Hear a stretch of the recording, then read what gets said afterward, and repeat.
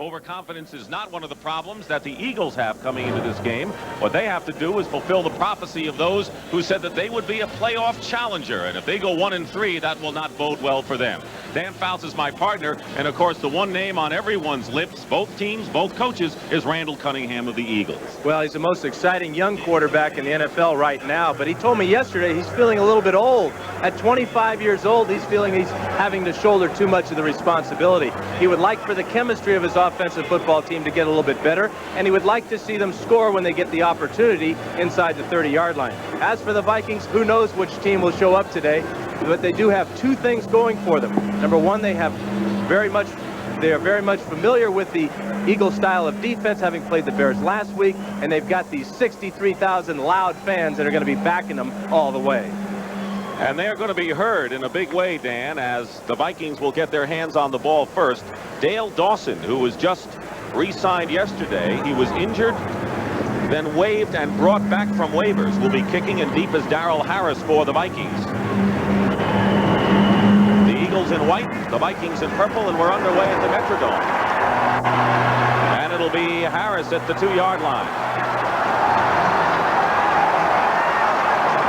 Returns it just about to the 30, and we'll get down to business right now on the first series of play. Bartlett on the stop for Philadelphia.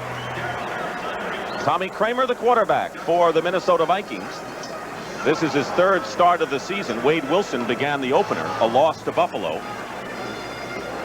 He'll face the defense of the Philadelphia Eagles. Reggie White, Mike Pitts, Jerome Brown, and Clyde Simmons up front. Good defensive line. Seth Joyner, Byron Evans, and Todd Bell are the linebackers. Roynell Young and rookie Eric Allen the corners, and Wes Hopkins and Andre Waters are the safeties. At the 29, 1st and 10. Kramer has a lot of time, and he's going deep. And Hassan Jones had fallen down. No penalty marker there. But they wanted to go up top to Jones on the first play. The rest of the offense for the Minnesota Vikings, besides Jones, Anthony Carter, the other wideout, Steve Jordan, the tight end, and the running backs supporting Kramer are Allen Rice and Alfred Anderson. The offensive line, a good one. Gary Zimmerman, Randall McDaniel, a rookie from Arizona State, Kirk Loudermilk, and Terry Tausch. Tim Irwin is the veteran right tackle. The Vikings will shuttle plays with their fullback, so Rick Fenny, number 31, is in there with Rice. 2nd and 10. Kramer going up top to Jordan, and the pass is caught by Jordan between two defenders. And a 29-yard pickup. Evans and Waters on the play, and Dan Fouts, I don't know how he made that catch. Well, he made it because he has outstanding athletic ability, Dick. This is a fine throw also by Kramer. The Eagles are double covering Jordan down the middle, but he throws it the only place that Steve could make that catch, and that's low to the inside. Kramer taking punishment back there. Well, this is something Philadelphia is going to have to do, because if Tommy gets off to a hot start and doesn't get knocked around early, he can be a very hot quarterback. No question what the Vikings are out to do. They're sending an early message here. If he gets time, they'll throw. 1st and 10 for the Vikings on the Eagle 41. And the first running play to Allen Rice. And Rice gets to the 36-yard line. Good yardage, nearly 5.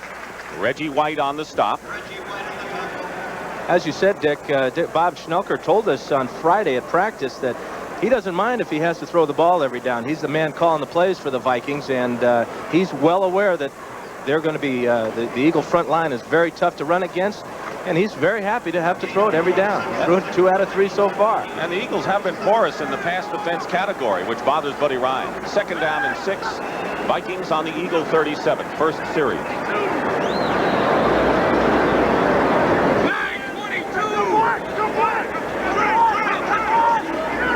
Rice again. He stops short of a first down by a couple of yards. The 2 tackles, Mike Pitts and Jerome Brown on the stop. Allen Rice is playing for the injured Darren Nelson, who has a sprained ankle tendon. It's been a little loose, and Rice delivered with the best day of his career last week against the Bears. They're in no hurry to bring Darren Nelson back until he's completely healthy. He sprained his ankle of all places at practice on their natural turf, and coming to play on an artificial turf like they have here in the Metrodome can be very tough for Nelson. Well, they beat the Bears without him.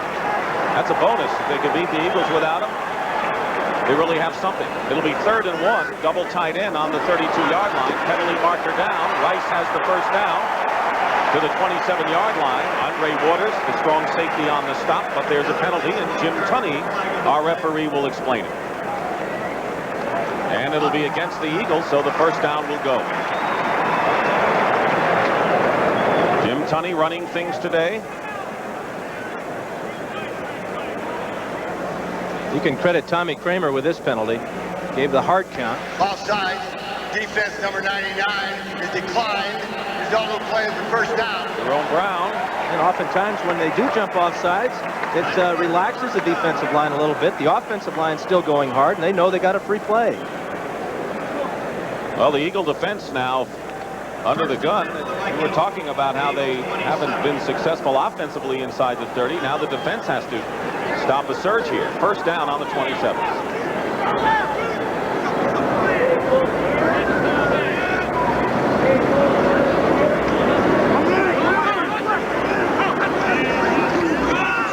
Alan Rice to the 25-yard line.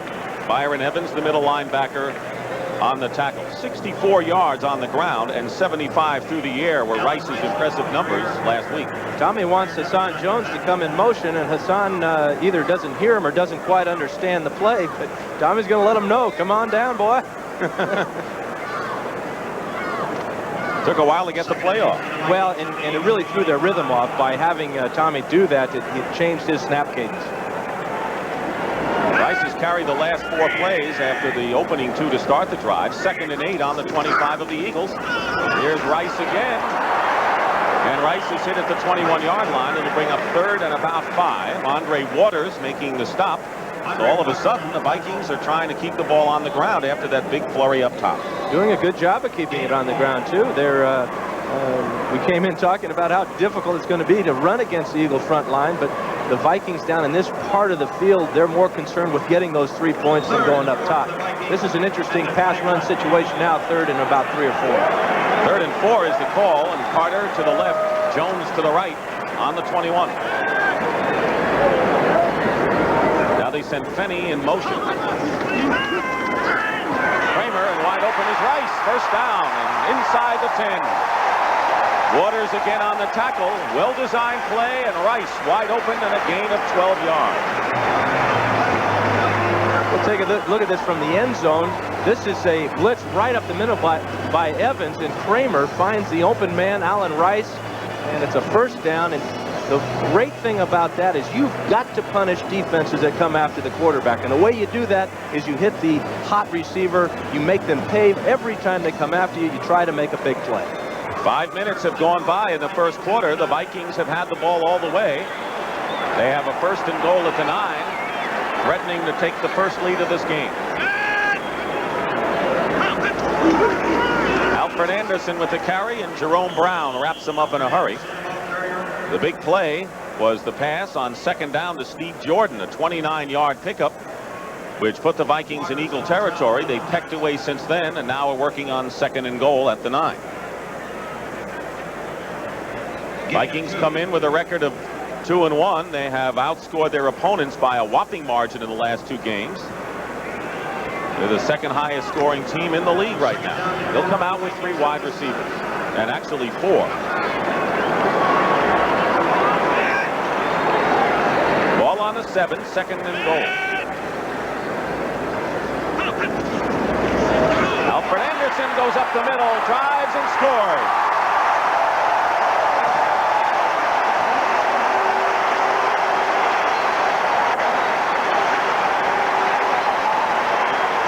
Catch any overconfidence on that drive. Not at all. They look very smooth. The Eagles drop back into a zone defense. Remember, the Vikings just hurt them when they tried to blitz them, and a draw play is a great call against the zone defense, and Anderson takes it the rest of the way. Alfred Anderson with the touchdown. That is his 2nd touchdown of the season. And Chuck Nelson with Bucky Scribner holding will try to give the Vikings a 7-0 lead. Nelson is 9 for 9 in the conversion department thus far. Kick make is good, so the Vikings picking up where they left off. They blistered the Bears, and right now they have run through the Eagles on their first possession and lead Philadelphia 7-0.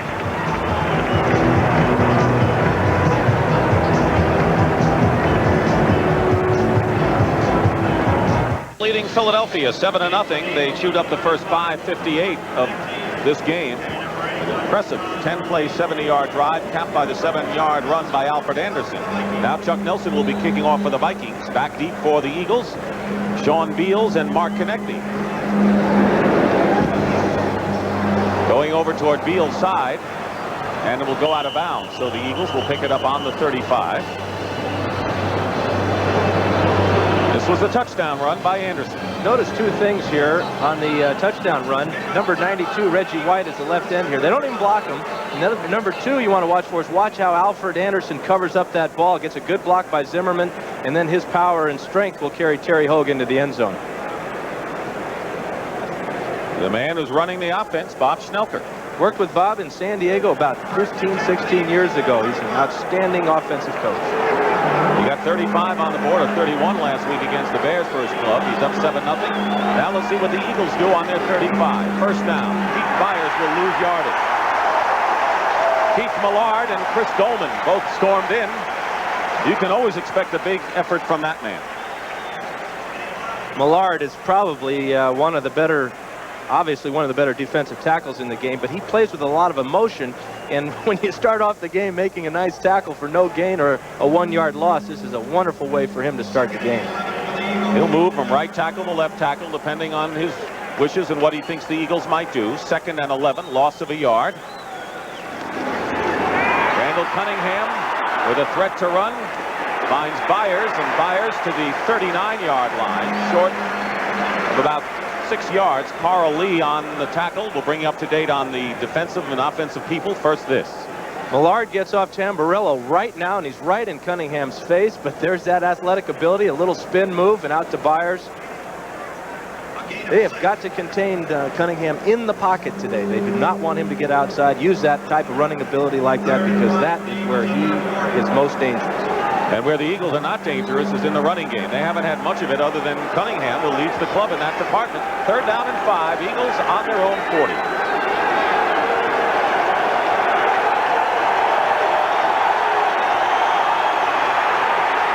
Cunningham will be short of a first down, so the Vikings did their job. Solomon drove him out of bounds.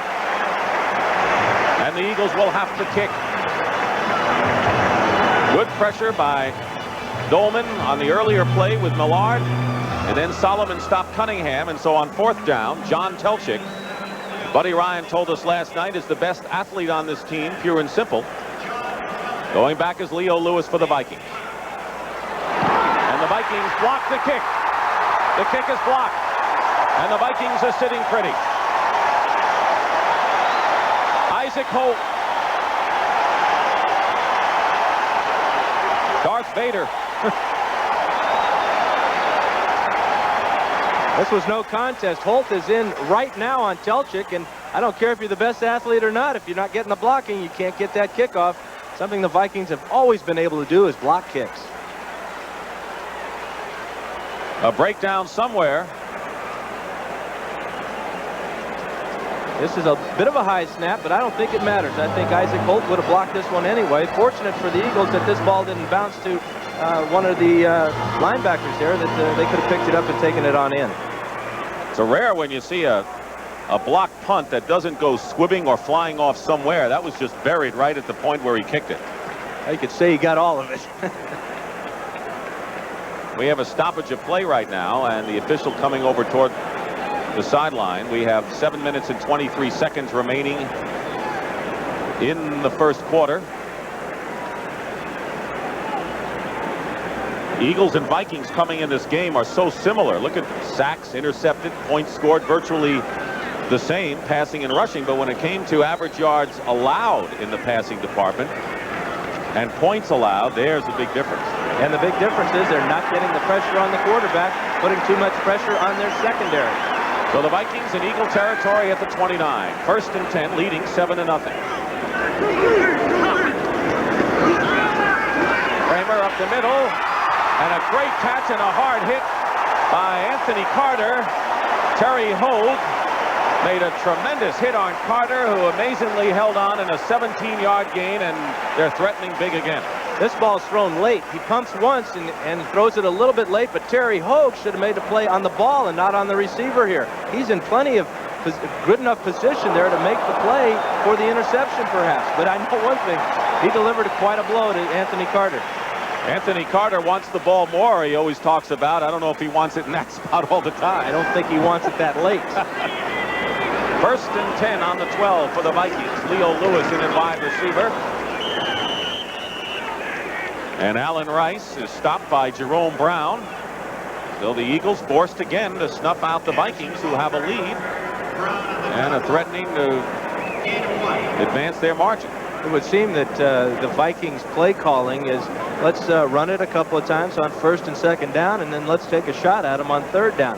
Or let's open up with a play action pass on 1st down and try for the bomb to Carter or Hassan Jones. The Vikings have rushed twice as much as they've passed. They have a 2nd and 9 on the 11. 2 tight ends in there. They can get a 1st down without scoring. Kramer fires. Incomplete. Pass was intended for that 2nd tight end, Mike Malarkey, and Terry Hogue was defending on the play. Will bring up 3rd and long. That's really not one of Tommy Kramer's strong suits. It's the scramble, and part of the reason is he doesn't quite have the mobility he had before. And this time he jams his left hand, probably hitting it on the turf. But sometimes you got to get away from that pass rush pressure of the Eagles, and that's what it would appear that the Vikings want to do. Kramer continues to wear that gizmo on the back of his shirt for his neck. The Hunchback of Minnesota. And he doesn't mind being called that. Just don't call him a linebacker. 3rd and 9 now on the 11. Inside handoff to Allen Rice. And Rice is stopped short of a 1st down. He gets to the 5, and that's all. So now Chuck Nelson flexing his kicking leg, ready for the call. Waters and Hogue on the stop. Crowd wants them to go for the 1st down, but Jerry Burns says, let's get 3. Naturally, the crowd wants the touchdown. But this is a good decision. Early in the game, you go up 10 points with about 10 minutes to go in the 1st quarter. You're sitting pretty good. Nelson is off to a good start. He has been successful on 4 of 5 field goal attempts. And this one will be a chip shot for him, 22 yards out. Longest one he's kicked this year has been 39 yards. Scribner holds.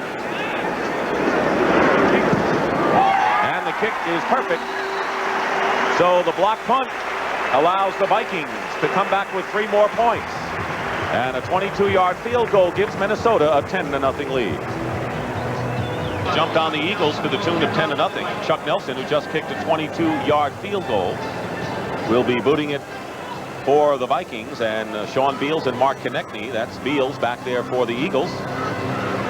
There was the drive, and it all started with Isaac Holt's block punt. That was the 3rd of his career. 5:04 remaining in the 1st quarter. Kick heading for Beals at the 4-yard line. And Beals, whistle had blown, and he was downed at the 25-yard line by David Howard. So the Eagles will go on offense for the 2nd time. Darrell Fullington also involved on the play. The rule is that if the ball hits the ground cannot cause a fumble. You'll see a lot of this, I believe, this year, where the player's reaching out to get that extra yard, and he may fumble, but it's not a fumble because once the ball hits the ground, the play is dead. Vikings have had the ball for 14 plays. The Eagles only 3. They start from the 25, 1st down. Byers with a head of steam. He's got a lot of power, fights his way to the 30-yard line. And right now, for an NFL Today report, let's check in with Brent Musburger in NYC. Brent? Dick, New Orleans strikes first against the Buccaneers, and it's Hebert now. He has thrown more touchdown passes than anybody in the NFC. That's number 7 going to Lonzell Hill. 7-0, back to Dick. All right, Brent, thank you. Hebert off to a hot start, and the Saints are in their game. Randall Cunningham trying to get on track. 2nd down and 5 for the Eagles on the 30. Chased by Goldman. Now by Millard. And the pass thrown where no Eagles roam. There were no Eagles within 15 yards of the play. David Howard might have tipped the ball. In fact, he did. And just frustrations continue for Cunningham.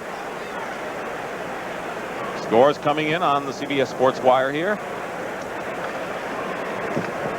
The Eagles wanted to set up a screen that time to the right side, but the Vikings were not fooled. And then, of course, we saw that Cunningham rolled out to the left. The good thing that the Vikings did is they kept their eyes in their secondary on Cunningham, watching for the run. I can see where now he told you that he's feeling kind of old. He's got a big load on his shoulders.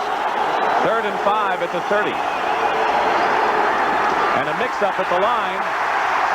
Mark Konechny, second Anthony Toney carried, and Keith Millard made the easiest tackle he'll ever make, and it'll be 4th down. The Eagles are totally out of sync offensively right now. Andy, I think you got to give a little bit of credit to the front line of the Vikings. They put good pressure on Cunningham early. This is a terrible exchange in the backfield, and it's another problem that the Eagles are having with their running game. It's just nothing is going very smooth for them. Leo Lewis is back, and Telchik will kick. Maybe a lot of credit for their defense. Penalty marker is down, and the kick bounces in Viking territory, and it'll be dropped at about the 35-yard line. See what the flag is. It was a 37-yard punt by John Telchik.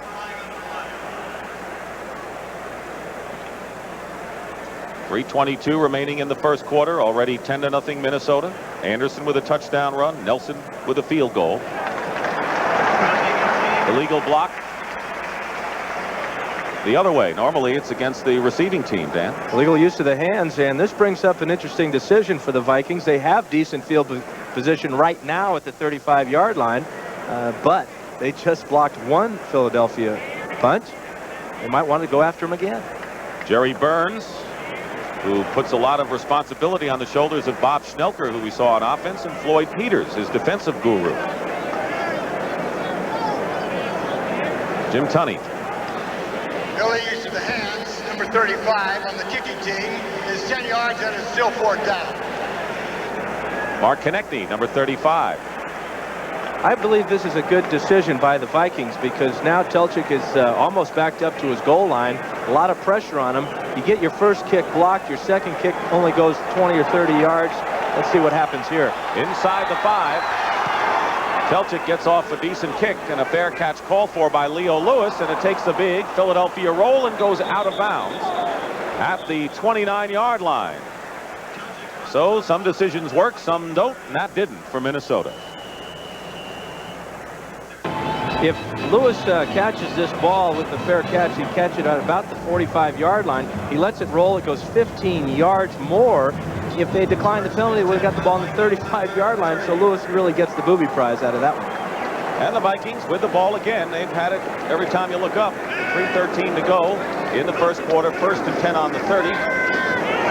Kramer being rushed by Reggie White gets knocked down. His pass to Carter is caught. And now they say incomplete. He had it and lost it.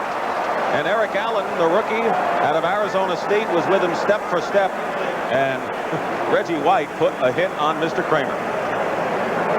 I think the great thing, watch this hit. This isn't the great thing. No way. Unless you're a Reggie White fan, which I happen to be too, but I'm also a quarterback. But the great thing about the forward pass is there's all this time when the ball is in the air that you don't know what's going to happen. You want to see great athletic ability down the field. Well, Eric Allen was right there with Anthony Carter all the way. Great throw, great hit. We had it all on that play. You must wince when you see quarterbacks get hit like that. And 2nd and 10, penalty marker down, and the pass is to Penny. He's got it into Eagle territory and out of bounds at the 47. The flag was down, maybe against Philadelphia. Now they're going to call this one on Jerome Brown, and the bad thing Offside in the neutral zone at the snap. Number 99 defense has declined. 1st down. The bad thing that Jerome did is not so much jumping off sides, but he quit after he did jump off sides. He's on the right, number 99 there, jumps in the neutral zone. Now he stops. So there's absolutely no pass rush on Kramer. He's got a lot of time to deliver this ball. Fortunately for Tommy Kramer, he gets Feeney open down the sidelines, and this is another big game. And they're in Eagle territory again with exactly 3 minutes remaining in the first quarter. In motion, Alfred Anderson. Alan Rice hits a stone wall and maybe a yard. Seth Joyner makes the stop. There's Hassan Jones, who won the starting role at wide receiver from Leo Lewis. He is out for the game, is the word, with an injured toe. That could be a direct result of the carpet that we're playing on. A lot of toe injuries on this AstroTurf. In fact, they have a special name for it. They call it Astro Toe. Tough break for the Vikings. They still have Carter, but Jones is the key man for them. 2nd down and 9 at the Philadelphia 46. Kramer stepping up in traffic. Finds Leo Lewis. Incomplete. Defended by Eric Allen. Right now, let's check in again with Brent Musburger in New York. Brent? Well, Dick, lightning has just struck against the Dallas Cowboys. Chris Miller, the fine young quarterback for the Atlanta Falcons, finds Stacey Bailey on the fly pattern deep. And watch what happens. The Falcons come back, and now they trail by 7. It is 14-7. Back to Dick. All right, Brent, meanwhile, the Vikings with the ball. That's been a familiar refrain. They've had it for 9 minutes and 17 seconds of this first quarter. 3rd down and 9. Kramer has a lot of time and nearly intercepted by Seth Joyner. Rick Fenny was the intended receiver, and the umpire gets knocked down. Heidi Ansich is shaken up, and he looks like he is in pain. He took quite a lick here from Joyner, who was going for the ball. It appeared that Kramer was throwing the ball right to the referee, although he did have Fenny on the far side of the ref, and we'll take a look at it right here. That's rather frustrating for a quarterback, because now you're looking into a zone defense. You know, it's not exactly the nickel defense, it's the referee defense. And Seth Joyner may feel that if the umpire weren't there, maybe he would have picked it off as well. No one's happy right now. Hendy Ansich, the umpire working today, has been put on the stretcher, and he will be taken off, and so we will work with one less official. Here's the play again. What Hansik should be doing is stepping up. He should not stand stationary there in the secondary. He should follow the pass rush up the field a little bit farther, and then he wouldn't be in the way of crossing routes right there. But the other thing, you know, these men aren't used to getting hit and knocked down. They're not young men out there, and they're strong. That's why I'm sitting up here, because I got tired of getting knocked down like that. One of the situations now we have is with Ansik being the umpire. He's probably the most important ref out there besides, of course, Jim Tunney. Now we'll have to have a substitute in there. Not actually a substitute. What they'll do is rotate positions. And this guy that's calling it now is out of position. We'll get his name for you in a minute. The line judge, who is standing right inside the 40-yard line. Meanwhile, Mark Konechny goes back, and Bucky Scribner will punt for the Vikings with 2:07 on the clock in this first quarter. Howard Rowe is the name of the line judge that time. Right. And a fair catch called for by Konechny on the 13-yard line.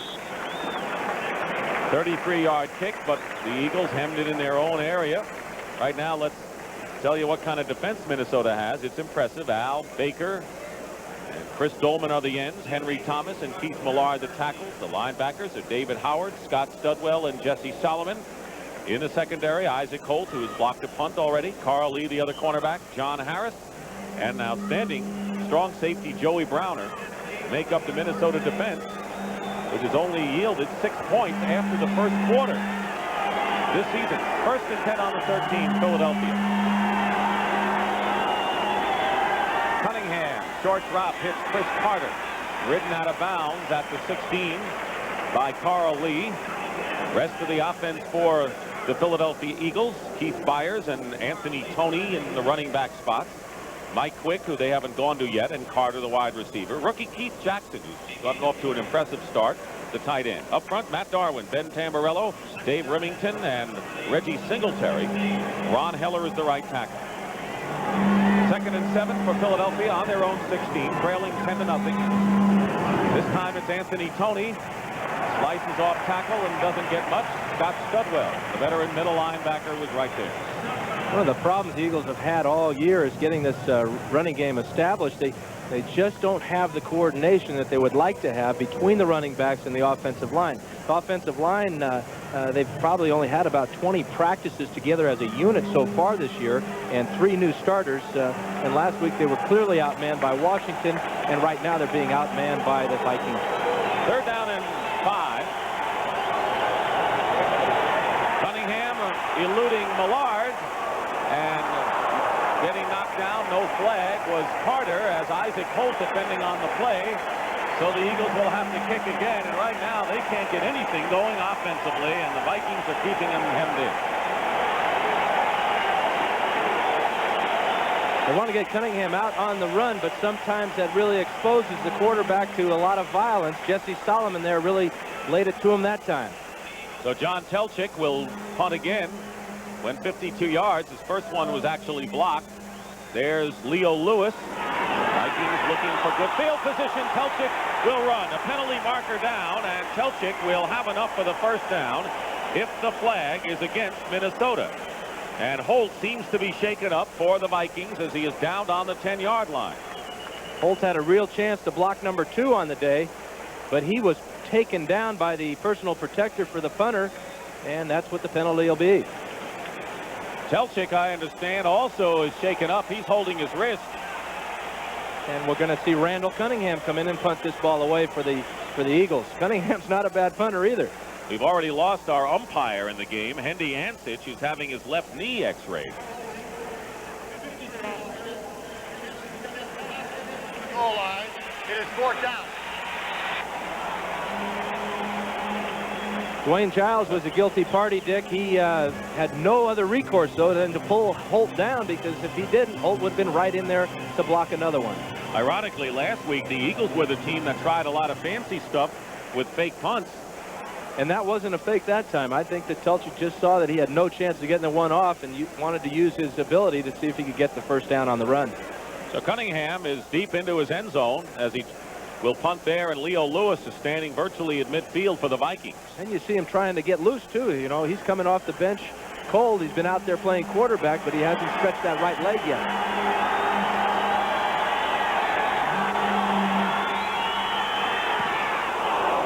A brilliant kick by Cunningham sends Lewis back inside his 40. Terry Hogue brings him down. A 53-yard punt. So if Cunningham can... So much for getting loose. If Cunningham can run and throw, there's a triple threat right there. He is unbelievable. We're at the Metrodome in Minneapolis. Dick Stockton and Dan Fouts. We have under a minute to go in the first quarter. The Minnesota Vikings have jumped on the Philadelphia Eagles 10-0. Alfred Anderson scored a touchdown from 7 yards out to cap an impressive first possession drive for Tommy Kramer and the Vikings. And then Chuck Nelson kicked a field goal after the Vikes got the ball back on a block punt. And they have called the tune so far in this first quarter, and the Eagles have been held to just 15 total yards. Vikings, good field position, first down on their own 47.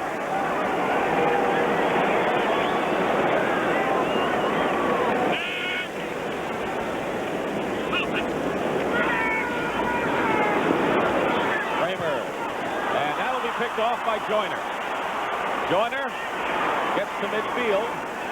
Anthony Carter is trying to get the ball away from Joyner. Alfred Anderson and Carter combine to make the stop, and Kramer throws an interception, and the Eagles will have their best position. Sometimes you get lulled into a feeling that you can do anything. Tommy is very confident that he can complete just about everything at this time, but this was a poor decision and a nice catch. Well, both of these clubs have made a habit out of getting turnovers. Philadelphia and Minnesota, 2 of the top 3 teams in the league in the plus department in takeaways. Cunningham out of trouble, fires, and that's nearly intercepted, a low toss. John Harris was back there, but on most of Cunningham's passes so far, Dan, we haven't seen an Eagle receiver anywhere near the ball. Well, the pressure up front is what's really given him a lot of problems. They tried a little play-action pass that time, and they were going to go up top. but he's not getting enough time to set his feet, to look over the field, to read the defense, and try to deliver the ball. Every time he goes back there, he's accompanied by a few purple shirts. 2nd and 10 at the 46 of the Vikings. 40 seconds to go in the first quarter. Tony gets to the 43 where Studwell and Howard make the stop. There's a flag down at around the 45-yard line. The clock, though, is continuing to run, so apparently that is not a penalty marker. Gain of 4. There is a yellow flag down there, but it means nothing. There's the flag. You know, it's got a little mustard on it, Dick. That might be a hot dog wrapper. That's what it is. Yep. That's what it is. The quarter will run down, and that's the end of the first quarter. Minnesota Vikings really picking up where they left off last week in front of the Eagles 10-0. Patriots and the Bears, they're 2-1. The Eagles, after an opening game victory at Tampa Bay, lost to Cincinnati and Washington. Now they're faced with a 3rd down and 6 on the 42-yard line of the Vikings. They're 0 for 3 in 3rd down conversions so far, Philadelphia.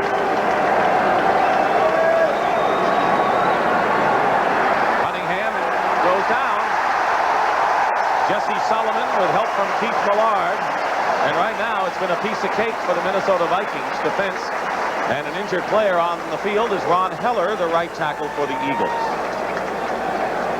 Vikings brought 6 rushers that time. Both linebackers came in the nickel defense, and what they did is they all rushed in their lanes, came up the field, did not allow Cunningham to find a hole in the pass rush to get free for perhaps a run or perhaps a pass down the field.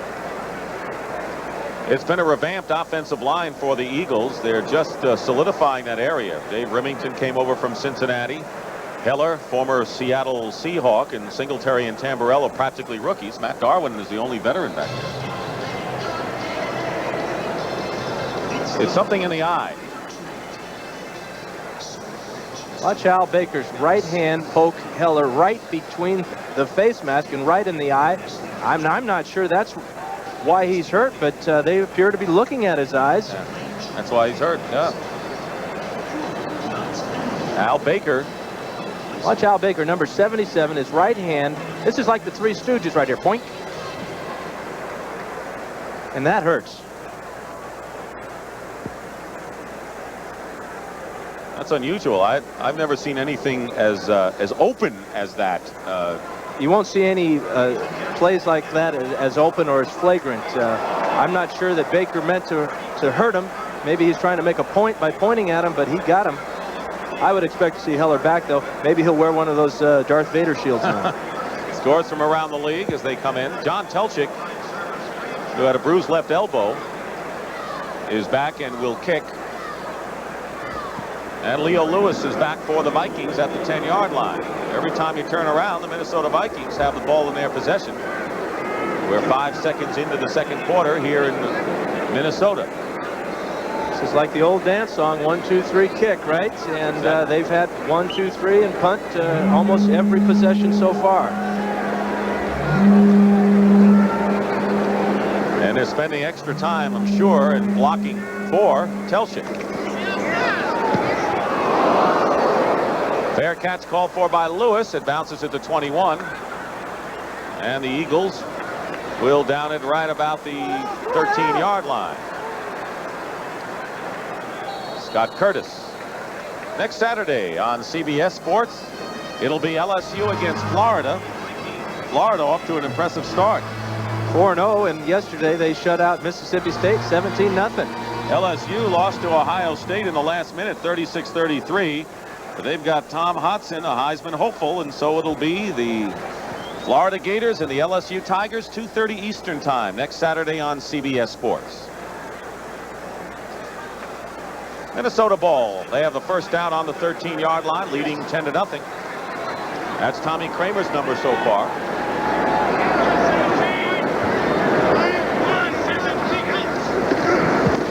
Allen Rice, not much. Byron Evans, the middle linebacker, making the stop. The Philadelphia Eagles defense has been tough, as you mentioned, against the run. Last week, they gave up just their first 2 rushing touchdowns against the Redskins. And those stats of Kramer's weren't that impressive, only 4 out of 10, but the impressive number on those stats is the number of yards he's thrown for. When you play a type of gambling, aggressive defense like the Eagles, you're not going to throw for a high percentage. You're going to throw for a lot of yards if you can complete a couple. Leo Lewis, who's replaced Hassan Jones, who had that toe injury, is to the left, Carter to the right on 2nd and 9. On the ground again is Wright. And he's nailed just short of the 20-yard line. Will bring up 3rd and about 4. Byron Evans again making the play at middle linebacker. Well, if you thought the first quarter was impressive for Minnesota, look what they have done from the second quarter on. Those are really phenomenal numbers, Dan, giving up only 6. 60 points and only giving up 6. You don't win a lot of games, and they're probably one of the reasons why a lot of people at this time feel that the Vikings may be the best team in all of football. Well, going into the Chicago Bear game, everyone seemed to think maybe it was premature and that the Bears were still the Bears. Vikings changed that. Now they want to continue that song. 3rd and 3 for Minnesota on their 20.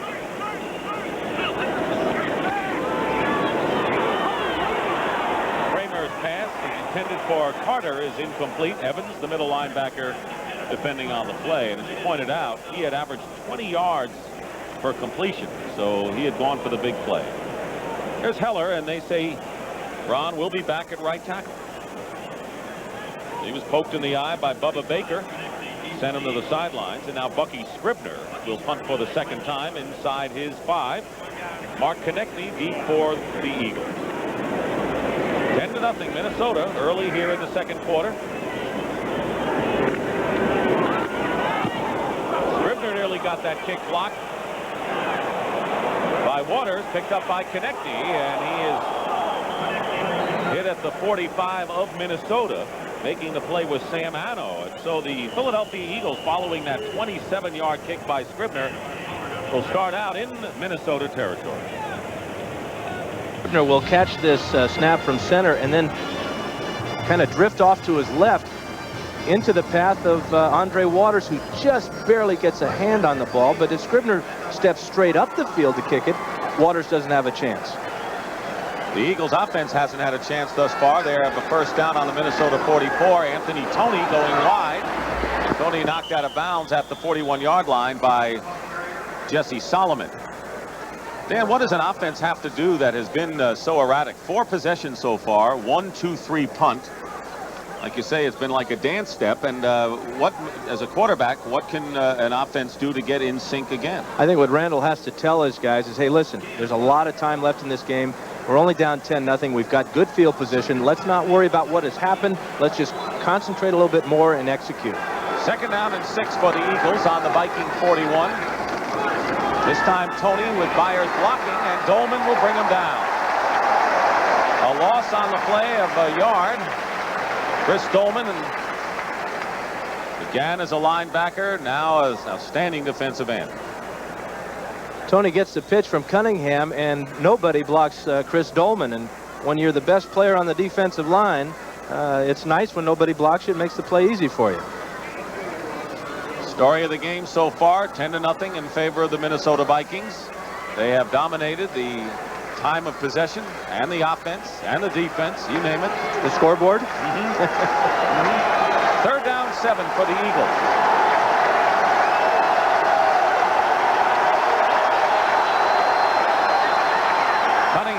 Fires, and Mike Quick makes the catch at the 25. Reggie Rutland on the tackle, and a first down for Philadelphia, 17 yards. Another thing I wanted to mention, what you do is you throw the ball to your best receiver. Cunningham really has nice protection this time, but Quick does a nice job of getting off inside and giving Cunningham a nice lane to throw the ball. That's the first down of the game for the Eagles. And yesterday when we talked to Cunningham, he said, look, I'd rather get Mike Quick going first than even establishing my running game. Well, Quick can come back to the huddle and tell the quarterback how he can beat the defensive back, and not just that he can, or why he can beat him. Very important communication. First down, Eagles on the 25-yard line. Byers finds a hole, and Keith Byers gets inside the 15 for another Philadelphia first down. John Harris on the stop, good for 12 yards. Now looks like the Eagles, with the running game going wide, getting something going.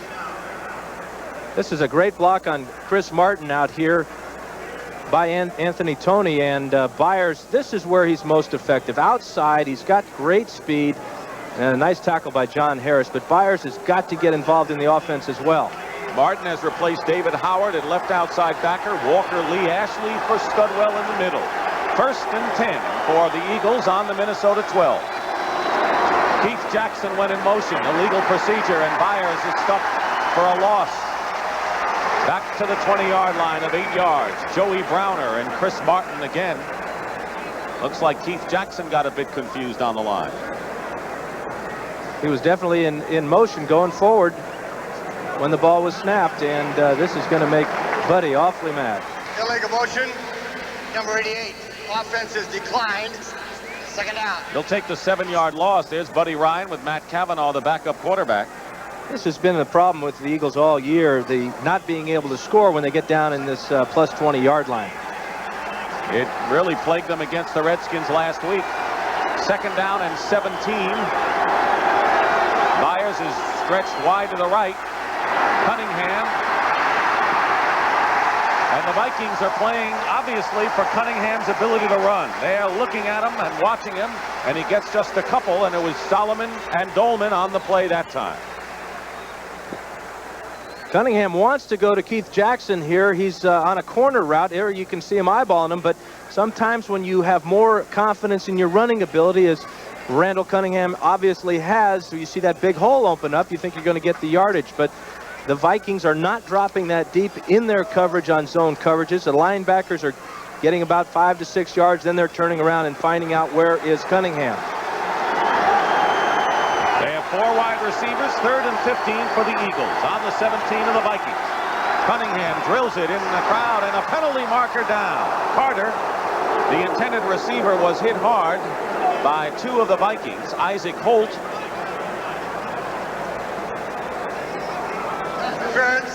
Defense, number 30. Isaac Holt, pass interference call, and a break. There's Jerry Burns. Big break for the Eagles here. Pretty easy to call this one. Holt will arrive just before the ball does.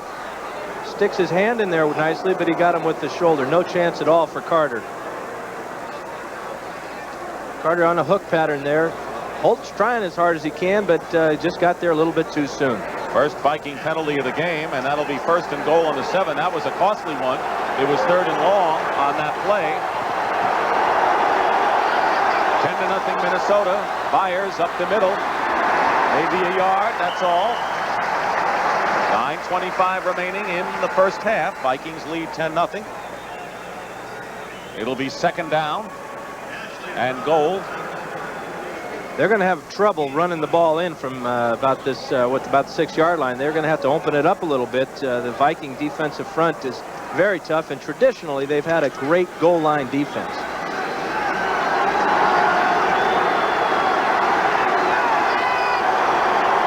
Toney and Byers, the running backs. Toney in motion. Cunningham swings it to Toney, gets to the 1-yard line, and stays in bounds. Joey Browner saved the touchdown on that play. It'll be 3rd and goal, and now Anthony Toney is limping off the field. Michael Haddix and Jimmy Giles, the 2nd tight end, report for the Eagles. Well, if Toney is injured seriously, that's really going to hurt the Eagles. He's their guy that can do it all. They have a lot of confidence in his abilities, not only as a natural ball player, but just he's a very smart, heady player. Doesn't make a lot of mistakes. Big play here. That's how tough it's been for the Eagles inside the 30. 3rd and 1. Byers leaps, touchdown, Philadelphia. Little scramble after the score, but Keith Byers has his first touchdown of the season, and the Philadelphia Eagles cut the Viking lead to 10-6. And the Viking fans aren't too happy about the spike by Keith Byers. 240 pounds going up over the top. And you're just not going to stop this big man. Easy touchdown. Dale Dawson, the new kicker for the Eagles, with Telchik holding. Dawson out of Eastern Kentucky. had won the kicking job before he was put on injured reserve in August. Now he's back. And the kick is good. And with 8 minutes and 9 seconds remaining in the first half, the Philadelphia Eagles finally get untracked and trail the Vikings 10-7.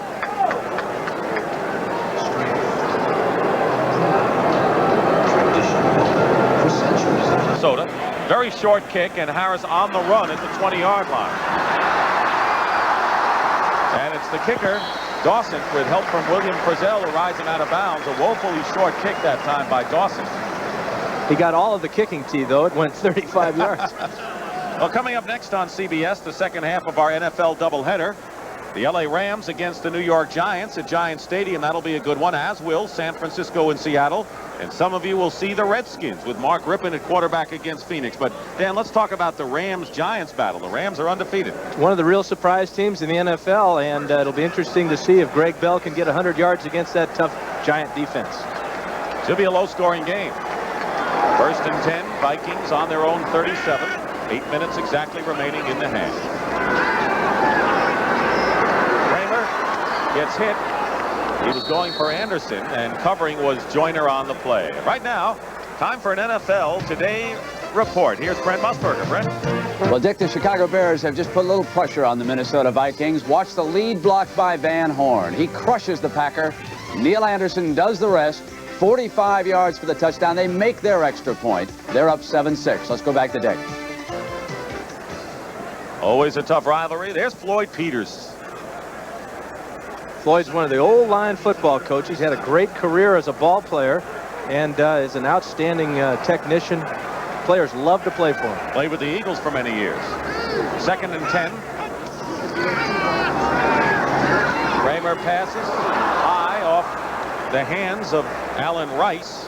Kramer now in a slump has completed only one of his last 9 passes, including an interception by Joyner. Now, one of the things the Eagles wanted to do early in the game was knock Tommy around, and he's got a little blood on his pants. He's being knocked around a little bit, and you start to see some overthrows, something that has bothered Tommy throughout his career. If he's going to miss a pass, it's going to be high 9 times out of 10.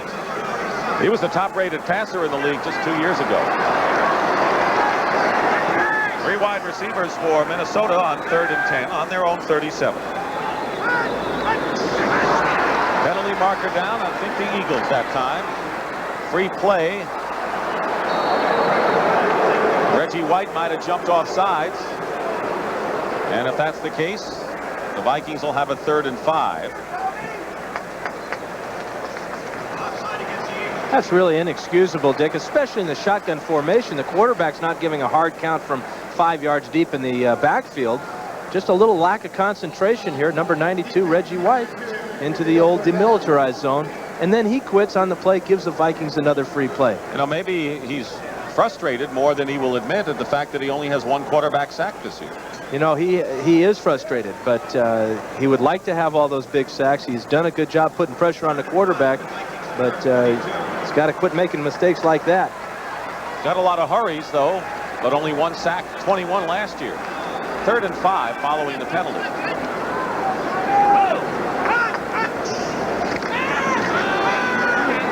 Kramer wide open as Anderson. Alfred Anderson with a first down into Eagle territory to the 39. Eric Allen drove him out of bounds, but not before Anderson picks up 19 big yards. Anderson's number 46 coming out of the backfield on the left side here. What we don't see is a little out and up move. He leaves Eric Everett in his dust right there, number 42, and he's wide open down the sidelines.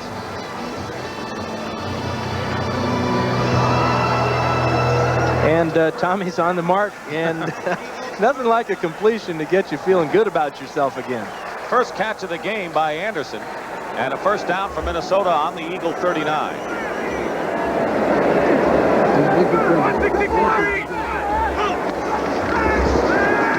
Kramer up the middle, and they'll call it incomplete. And it is a completed pass. It's a completed pass and a fumble, and the Eagles recover. Byron Evans makes the recovery, and Steve Jordan, the tight end, out of the the line. Great hit by Wes Hopkins right here. He hits him right on the ball. This is a fumble all the way. Good call by the officials, and the Eagles are there to recover.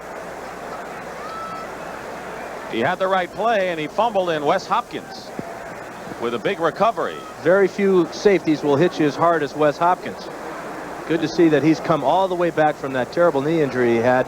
And he's really an inspiration to that defense. Not a lot of veterans on that Eagle ball club in general. And when they see a veteran like Wes go through the rehab that he had, it's a tremendous lift for the entire club. They're reviewing that. The replay official is Bill Fetty, and the communicator is Bill Granholm. And my first instincts indicated an incomplete pass, but the officials said otherwise, and they're going to take a look at it. Well, there were 2 or 3 officials on the field that threw their little bean bags. Now, what that means is that's to signal that it is a fumble, and the bean bags are to mark where the ball was fumbled from, where the change of possession happened.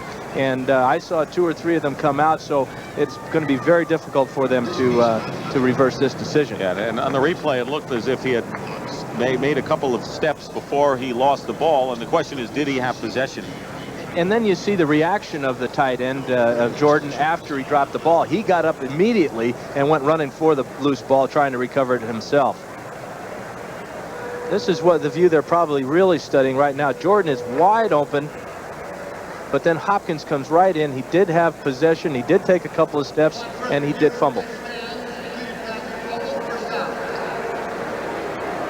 Well, they did not reverse the call, and it is a fumble. And it is recovered by the by the Eagles, who have the ball on the 22-yard line. So another turnover. The Eagles trailing 10-7 with 7:31 to go in the first half, and Keith Byers trying to go outside, brush through one would-be tackler. Keith Millard makes the tackle, not before Solomon had a chance at him first. Picked up about 2 yards, 2.5 on the play. That's a tough 2.5 yards too, Dick. He really was stopped at the line of scrimmage, or maybe even behind the line of scrimmage. Great strength to pull away from Solomon and get those short yardage. Steve Jordan, one of the most prolific tight ends in the league, and the most prolific tight end in Viking history. It looks like he's having a little problem. Yeah, he has a little problem. He took that big lick from Wes Hopkins, and he's shaking up a little bit. 2nd and 8. On the 24 of Philadelphia. Cunningham going up on top for Mike Quick, and Carl Lee defending, and maybe called for face guarding as the ball lanced off his helmet. He was not going for the ball, and if they call it against Lee, that will be the reason. But let's see who gets called, and apparently it's Philadelphia guilty. What do you think? Well, I'd like to see it again. We know one thing: the referees won't review this. They won't review a play like this. I don't see any contact at all. The only thing I see is a bullseye in the back of the helmet there. Strange call. It didn't appear to me that there was any contact. There wasn't any face guarding. It wasn't anything. Pass interference. Offense number 82. 10 yards. It's still Unless it was a push-off early. Well, let's look at it from the line of scrimmage. When the ball is in the air is when they're supposed to call pass interference. There's the push with the right hand, and I can't believe they called that. Again, it doesn't seem to be in the spirit. A quick kick by Cunningham. Randall Cunningham with a quick kick with the Vikings up on the line, and it goes out of bounds at the 27-yard line. So maybe it's Mississippi and LSU 1959 all over again, Dan.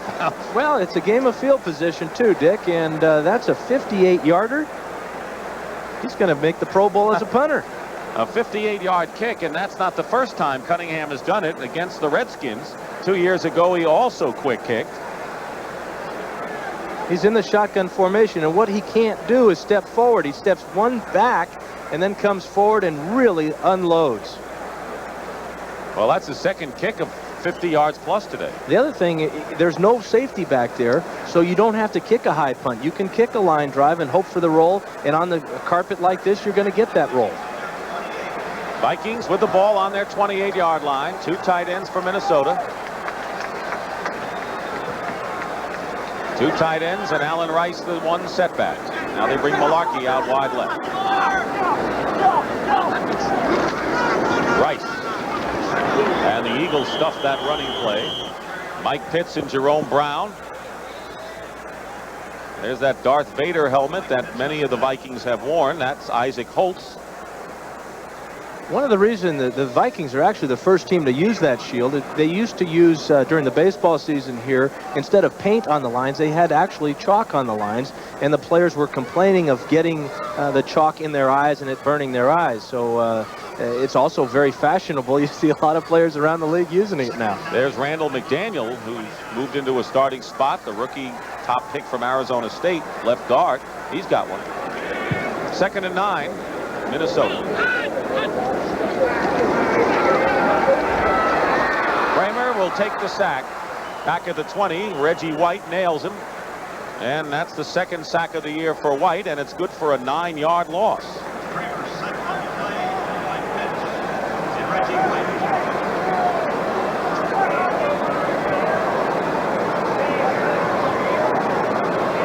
Kramer just kind of folds up here. He sees that he doesn't have anything in the secondary. One of the things the Eagles are doing in their secondaries, they're playing more zone now and trying, they feel confident they can get pressure on Kramer with just their front 4. 21 last year, 2 this year. 3rd down and 18. First time the Eagles have had the Vikings in 3rd and real long yardage today. Here's their rush. Kramer gets hit by White. Completes it, however, to Leo Lewis, but short of a first down by a whopping margin, and Lewis is out of bounds at the 28 by Eric Everett, and that will bring up 4th down. If you're an Eagle fan, you got to be feeling good about things right now. I know the players are feeling that they're evening things out right now, and the momentum may be shifting to the Eagle side of the ball. Bucky Scribner will come in and kick, and Mark Konechny goes back for Philadelphia, and that's a good point. You're down 10-0 on the road. You don't want to fold your tent, but sometimes it creeps into your mind and you hang in there. Now they're in the game. 10-7 is a pretty good margin. And they're going to get good field position. Konechny will let it bounce, takes the Minnesota roll into his hand. And he's down at the 29. Great coverage by the Minnesota Vikings. Ray Berry and Sam Anno on the play, following the 46-yard kick. 5:47 to go in the first half. 10-7 our count. You know, quarterbacks are very smart people. You get knocked down, you don't want to fight anybody. He's already knocked you down. Tell him, good job, thanks. Now let me up. Tommy Kramer and Reggie White after a play a couple downs ago. And I'm sure Kramer said that, I don't want to see you again in my face the rest of the day. I'm afraid he's going to, though. Eagles 1st and 10 on their 30-yard line. Anthony Toney and Keith Byers, the running backs. Cunningham gets time, going from Mike Quick up the middle. And Mike Quick makes the catch, and a big play for the Eagles inside the 25 of Minnesota. A 50-yard gain to Mike Quick. John Harris and Isaac Holt made the stop. He thread the needle on that one. Well, there's no way this ball should have been complete. John Harris is responsible for the deep middle of the field. Number 44 is there in position. He sees Quick coming, but this throw is just beyond him, and that's something that defensive secondary just cannot allow happen, especially the weak safeties. A 50-yard play. Quick has already caught a 55-yard touchdown pass this year, and now the Eagles are threatening to tie or take the lead. 1st and 10 on the Viking 22. Cunningham. Carter, the intended receiver, and Holt knocked the ball away. It took a while for the ball to get there.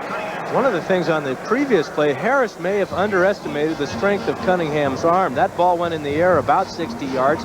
He was in position to make the play, but the ball just kept sailing right on over his head. Cunningham last week completed less than 50% of his passes for only the 3rd time since his rookie season. Right now he has completed 6 of 10.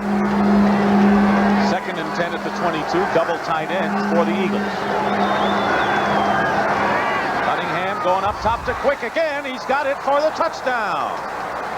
So the combination of Cunningham and Quick have worked wonders on this quick drive. And the Philadelphia Eagles have wrested the lead from the Minnesota Vikings 13-10 with just under 5 minutes remaining in the first half.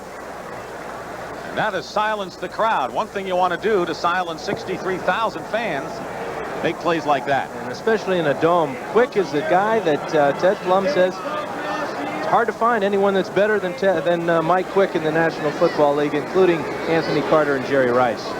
That says a mouthful. Dale Dawson on the conversion is good. And the Eagles lead the Vikings 14-10 for Mike Quick, his third touchdown reception of the year. Quick is going to be running just a go pattern on the inside. And this is a nice toss here, nice and soft and right on the money. Look at the isolation now. Quick and Isaac Holt. Just pure speed. He's just going to run right by him. And then, of course, the quarterback's always the second guy to know it's a touchdown. After Mike Quick, Randall Cunningham, he's fired up, and the Eagles are looking good right now. That's the 5th touchdown pass by Cunningham. He has thrown only 2 interceptions. And it's interesting, he told us yesterday, and I repeat what he said, is that, you know, I want to establish Quick before I establish the running game, but it took him a while to get to Mike. Well, everybody's looking to Mike Quick on that football team to be their guy. He's their game breaker. He's the guy that is the veteran out there. He's a leader. And once he gets feeling good about himself, that carries the whole ball club. The Eagles went 70 yards in 3 plays, under a minute for the score. Dale Dawson will be kicking off. Darrell Harris goes deep for the Vikings.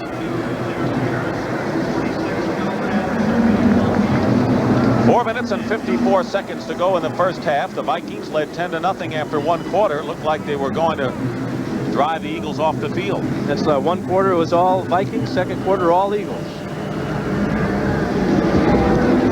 Dawson kicks it, and it bounces, picked up by Harris. And Harris goes down the sidelines with a couple of men to beat and is out at the 32. And that'll really get Buddy Ryan's goat, because it was a fine kickoff. The Eagles had the Vikings hemmed in, and Darrell Harris got away, and Doug Bartlett stopped an even bigger gain. Good job by Harris keeping his wits. He's really penned in right here. Great block by Alfred Anderson. And then down the sidelines, not very good contain on the Eagles. Now we'll allow that kicker to miss him. He just joined the team. Buddy Ryan supporting his defense there, exhorting them on. 14-10 the score. Each team has the full complement of timeouts remaining. Play action for Kramer. Kramer up the middle. Pass is caught to Steve Jordan, the tight end, and a first down at the 46. Andre Waters on the stop, 15 yards that time. Steve Jordan is one of the better pass-receiving tight ends in the league, if not the best. He's got great hands. He's a real finesse type of player. As you can see, the ability to reach behind him to make that catch. Kramer again will get a little knockdown here. This time it's Mike Pitts. And a first down for the Vikings on the Eagles. Check it on their own 48-yard line. Clock running. There's the time remaining in the first half. Same play on a play action. This time he wanted to dump it off to Finney, but the pass was low, although Finney was all alone at the 45. He was all alone, and it would have made a nice gain on the play, but Kramer was coming down to him as maybe his 3rd receiver on the play, looking to go deep to begin with. Stepped up in the pocket, delivered the ball, but then got knocked down. The more you get knocked down as a quarterback, the more it affects your play. Finney is standing wide open there. Maybe he should have made that catch to help the old quarterback out. Anything to help the old quarterback out, that's what I say. Well, me and Tommy, he's a youngster, though. 2nd and 10 at the 48.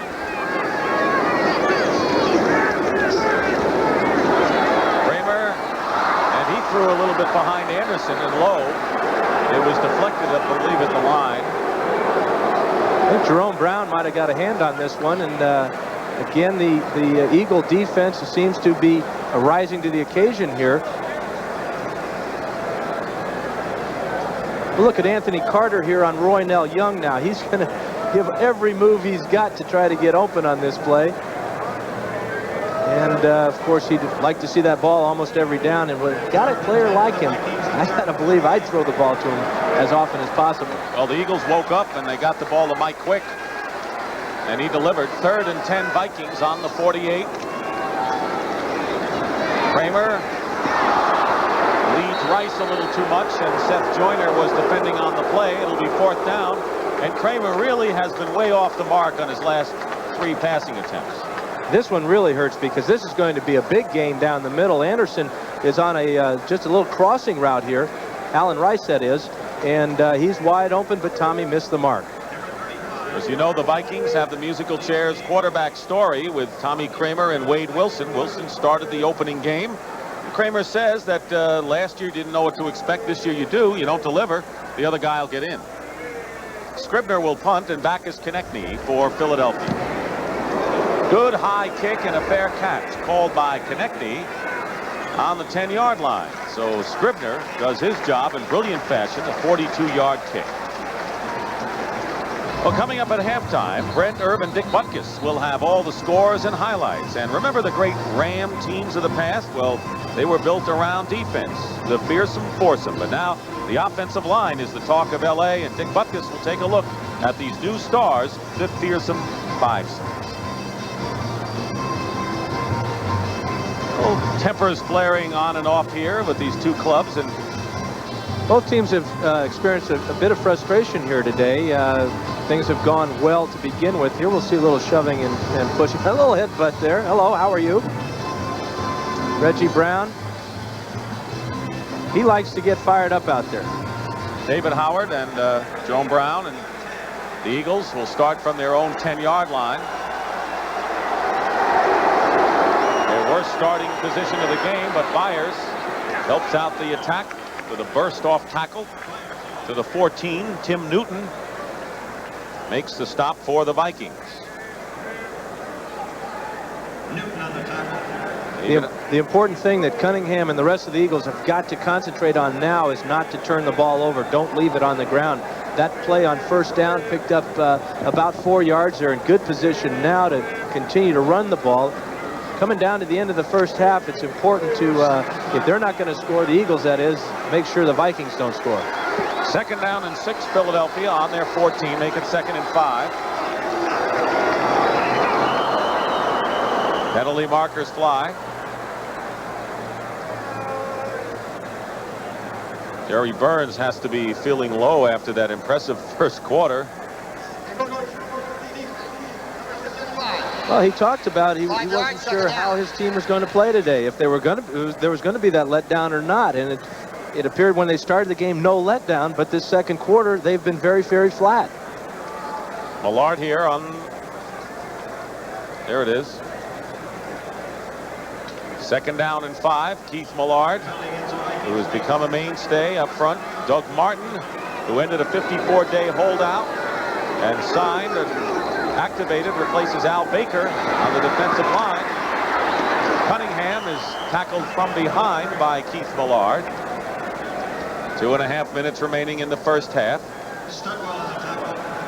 Cunningham wanted to come out and throw this ball right now to Anthony Toney. He sees that he's covered, and then just the old athletic ability takes over.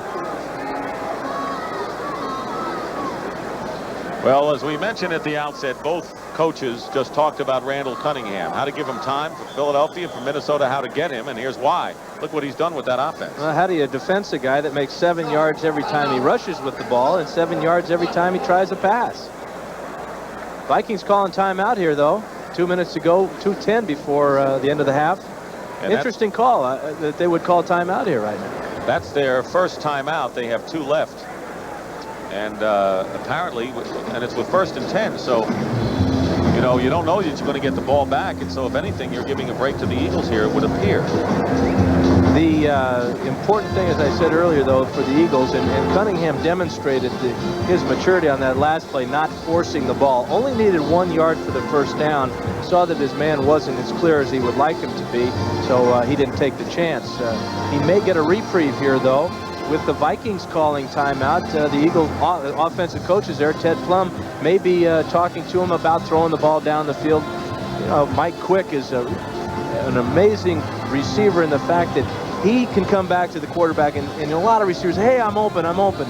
But the question is, why are you open? What are you doing to get open, or what is that defensive back doing against you in coverage that makes you think you're open? Well, Mike Quick can tell the quarterback, and he can tell Ted Plum on the sidelines exactly what's happening there, and he can get open. Ken Reeves, by the way, has been the right tackle since Ron Heller went out, was poked in the eye by Al Baker. Here's Byers on 1st and 10. down to our 2-minute warning. Millard and Walker Lee Ashley on the tackles. Gain of about a yard. So we'll take a timeout. 2 minutes remaining in the second quarter. 2 minutes. In the second quarter, the Eagles have scored 2 touchdowns, and the Vikings have just called a timeout here. Well, it's a 2-minute warning, Dick, and what in effect they're getting is 4 timeouts. They get their own 3. The smart play that they made was to call that timeout before the 2-minute warning. 2nd and 8 at the 25 for the Eagles. Cunningham getting better protection as of late. Completes to Keith Jackson. Out of bounds at the 30-yard line. That's his first reception of the game. Joey Browner on the stop. The clock stops as well. It'll be 3rd down and about 3. One of the best in the league, Browner, got a little overzealous against the Bears on successive plays last week. Well, he is the best athlete on that entire defense, and he's the guy that will come up with a big play sooner or later in this game or any game. 3rd and 3.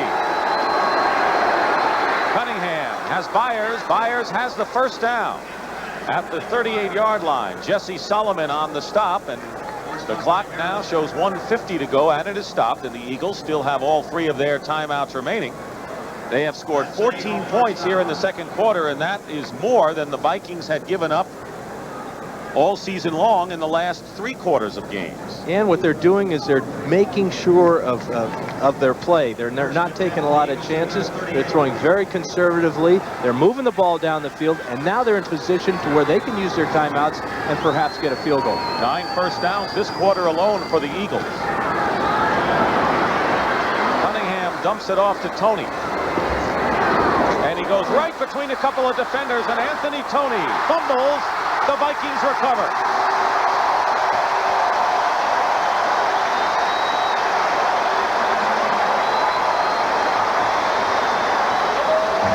A big gain goes by the wayside, and Carl Lee recovers a fumble after a 23-yard gain by Anthony Tony, and the Eagles have coughed up their first fumble of the year.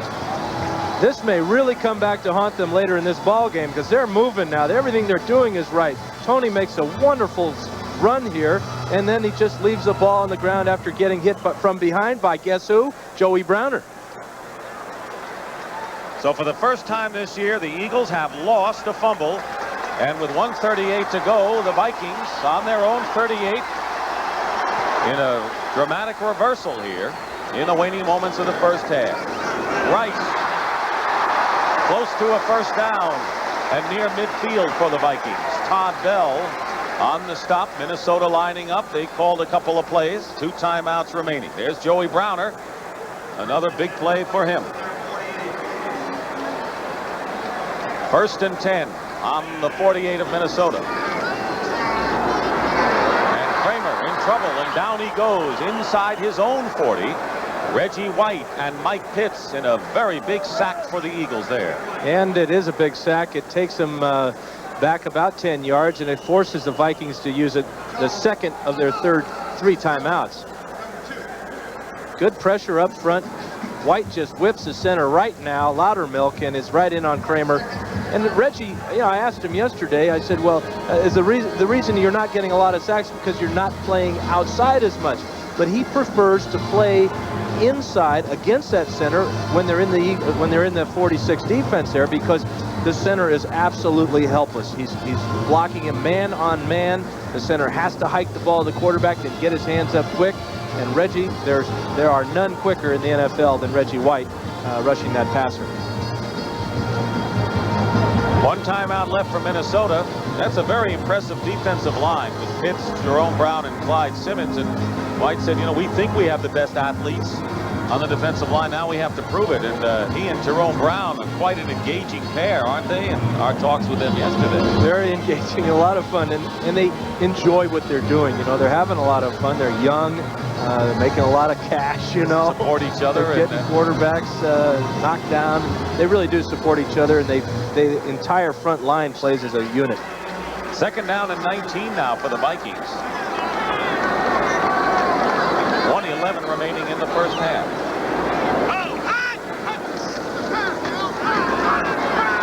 Kramer has pressure again, and down he goes again, and it's Mr. White, Reggie White, with his 3rd sack.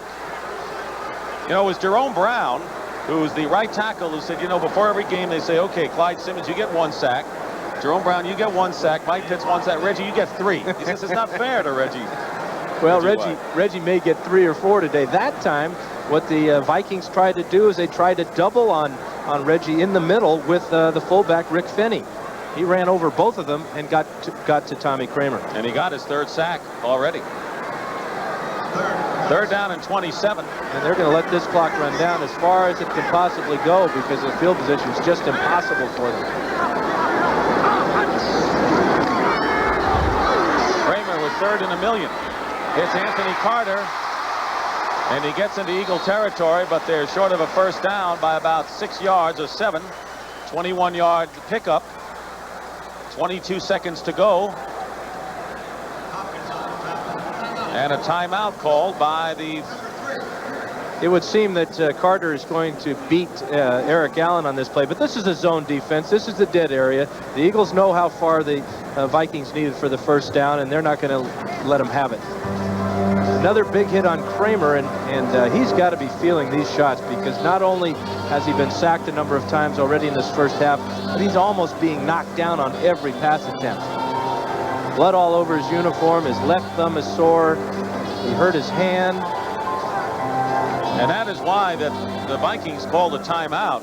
That's the last thing they probably wanted to do at that point on 4th down and 5 yards to go, but they had to. One thing about Reggie White, we talked with Tim Irwin, the Viking offensive tackle, who's has to block Reggie a great part of the day today. He said that, you know, Reggie doesn't have a whole lot of sacks so far this year, but he's mauled a lot of offensive linemen on the way to the quarterback. Is that why the Vikings called a timeout, because of Kramer? Because he was going to the sidelines anyway. I think that they were trying to... They did call the timeout, but what I really think is that Tommy was feeling that, hey, we can still get the 1st down to keep the ball going. Scribner will punt. Konechny is back. See what Scribner does do with 22 seconds remaining.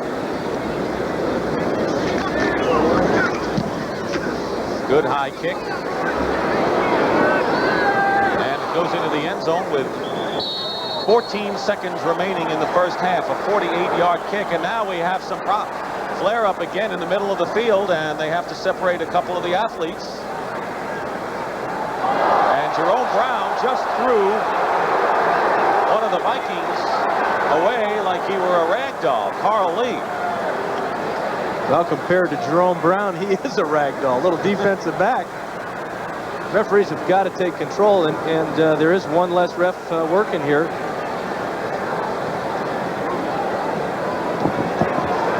We lost our umpire earlier in the game, Mr. Ansick, and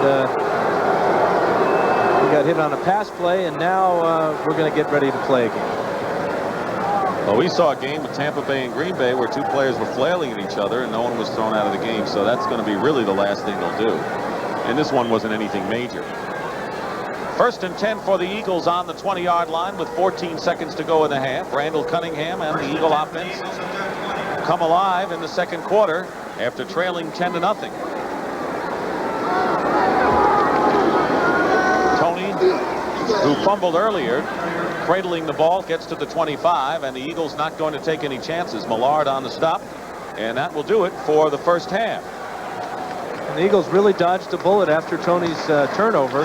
Vikings had good field position, but the defense came up and made a couple of big sacks. Well, the Vikings came out strong, but it's the Eagles who have the lead, and that is the end of the 1st half here in Minneapolis with the score. The Philadelphia Eagles 14, the Minnesota Vikings 10.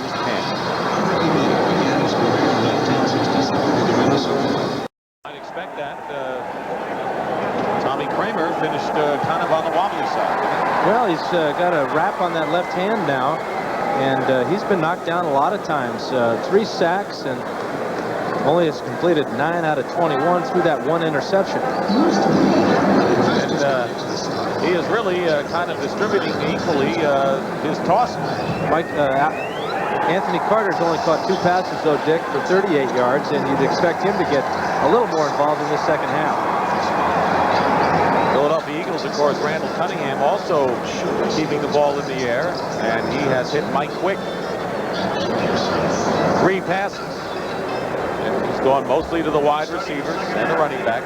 Quick, of course, a 50-yard reception, which preceded his 22-yard catch for the score that put the Eagles in front. So Chuck Nelson will be kicking off for the Vikings. Sean Beals is back for the Eagles. 14-10 the score. The Eagles trying to even their season mark at 2-2, and the Vikings want to gain impetus from their impressive win over the Bears last week. Beals on the 9-yard line, returning.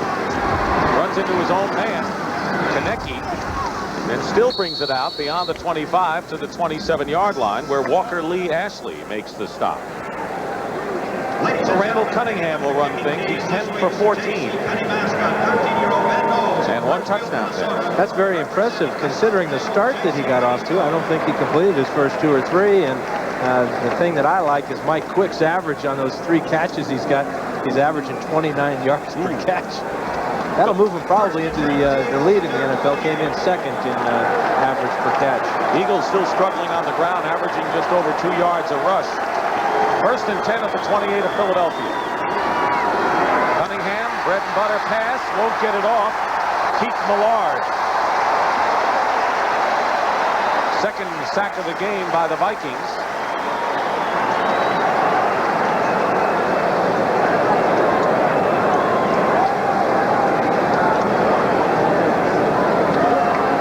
Millard gets in right now, and this is a quick 3-step drop. That's very difficult for a defensive lineman to get in on a quarterback when he's taking that short drop. But Millard is having a field day going against Tamburello and Singletary up front. Now Millard lines up as a left tackle instead of the right tackle. He switches spots. Anthony Toney stopped by Millard again. Is Millard pumped up or what? The good thing about the sack on that first play is that it was a short drop, as he mentioned, so they didn't lose many yards. But here's this last play. Well, he is just all over Tamburello, getting right into the backfield right now, and the Eagles are running at him. If I were the Eagle quarterback right now, I might just think about finding out where Millard's lined up and going away from him. He's a load right now. This time he lines up as a right end. Cunningham incomplete, intended for Byers. Dolman covering on the play, and so the Viking defense comes out strong. It'll be 4th down, and the Eagles will kick it away. There's Wade Wilson with his helmet on, and as we mentioned, Jerry Burns is ready to make a quarterback change at the drop of a hat or helmet. Yeah, the problem is it's been Tommy Kramer's helmet that's being dropped on that turf out there by the Eagle front line. Wilson's going in, though. Telchik will kick, and Leo Lewis goes back. Good high kick by Telchik, and Lewis on the 32 gets buried at the 41-yard line. Good field position. A 39-yard kick, and Wade Wilson has gone in to play quarterback for the Minnesota Vikings. He started the opener against Buffalo. The Vikings lost. He was ineffective. Kramer came on, and here he is back again, Wade Wilson. And we have a new center in the game now. This is Randy Rasmussen. Kirk Loudermilk has hurt his thumb. 1st down, and Alfred Anderson gets the carry, stumbles forward to the 47-yard line, picks up nearly 8 yards on the play. Todd Bell and Wes Hopkins on the stop. So not only do we have a new quarterback as Kramer is out and Wilson is in, but we have Rasmussen, a new center, and you wonder about the communication there. Well, and Rasmussen just joined the team this week, and there could be a few problems there. But the Vikings ended that first half not being able to protect the quarterback. They're coming out now. The first play they gain about 7 yards. They're in good shape. Chris Foote is the center. Rasmussen was activated, but Foote is the center there now. 2nd down and 4 at the 47 of Minnesota. Wade Wilson completes to Lewis. He's got the 1st down, just barely by a yard, and gets into Eagle territory. Eric Allen defending. This is a short 3-step drop by Wilson, and he's firing it outside to Leo Lewis, who has Eric Allen beat for the short gain in the 1st down. the Vikings have an advantage in this situation. They have depth on this football team. They've got a new quarterback, a new center, and Lewis is filling in now for Hassan Jones, who was hurt earlier. So the depth is really coming to the front. First down at the 48 of Philadelphia. Eagles lead 14-10. Alfred Anderson picks up 5 yards on that carry. Reggie White on the stop. On the first 2 possessions of the game, the Eagles had a touchdown, or the Vikings had a touchdown and a field goal. But in their last 7 possessions, they punted 5 times, fumbled it once, and threw 1 interception. So we'll see if they can get out of that slump of the last 7 possessions here. Second down and 5 at the 44-yard line of the Eagles.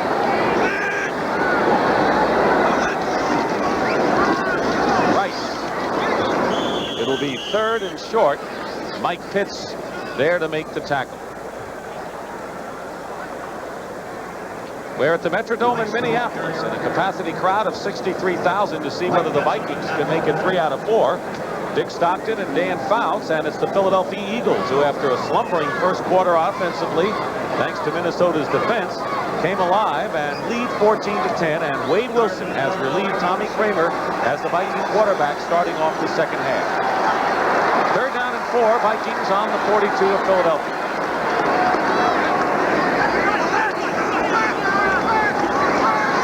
Wilson, and Carter was wide open and he couldn't hold on to it.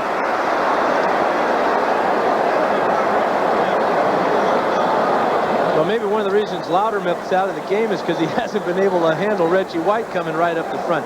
Foot does a nice job, gets help from both backs, stepping up, both Anderson and Allen Rice on the protection, but this could have been a touchdown, folks. This ball is well thrown, and it's just dropped. You won't see that happen very often, will you? Well, that may be one time he won't go back and say, I want the ball more. So it'll be 4th down, and Scribner will punt for the Vikings, and Konechny goes back for the Eagles, as once again Philadelphia holds the Vikings offense. Fair catch called for on the end-over-end punt on the 13-yard line. So the new quarterback doesn't quite get any points, and Philadelphia, with a lead, gets the ball for the first time. The Eagles started their 13. The Vikings had a 10-0 lead after 1 quarter. Alfred Anderson with a 7-yard score. First possession of the game for Minnesota. Then following a block punt, Chuck Nelson kicked a field goal. And then in the second quarter, the Eagles emerged. Byers with a 1-yard run and Mike Quick with a 22-yard catch. 14-10 Eagles. They have the ball 1st and 10 on their 13. Byers and Scott Studwell closes the hole in a hurry.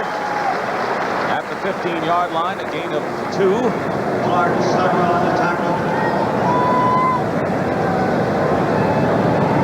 Bob Schnelker was a little bit upset with Wade Wilson after the last series. I'm not quite sure why, but something to do with his play selection there. Now he's talking with Steve Jordan. I tell you one thing, things aren't going well for either offense at this time. The 3rd time the Eagles have started inside their 15. Byers gets nothing there, gets to the 16. It'll be 3rd and 7. Henry Thomas making the stop for the Minnesota Vikings. You want to play offensive lineman? Well, you've got to be able to take the old head slap as Ken Reeves comes down on Millard, and he's just taking everybody on that front line to school right now. He's uncontrollable. Coming into the game, the Vikings defense allowed the fewest points in the league. 3rd and 7, and here's the crowd coming into effect.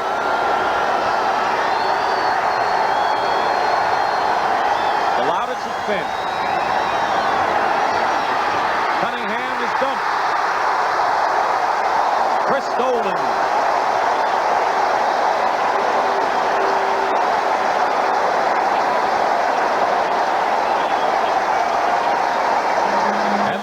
Metrodome, the 3rd sack of the game by the Minnesota defense. First by Dolman. Dolman's going to come from outside of your screen on the left side. He just runs right around Darwin and hits the quarterback between the 1 and the 2 and plants him. Telchik with the kick, and Leo Lewis, penalty marker down, running into to the kicker may be the call. Leo Lewis running it back to the 35 and dumped at the 35-yard line by William Frizzell. A 42-yard kick, but a flag is down in the end zone. And we may have running into the kicker penalty against the Minnesota Vikings. Isaac Holt was putting the rush on again. He already blocked the punt, but no, it's holding against the Eagles.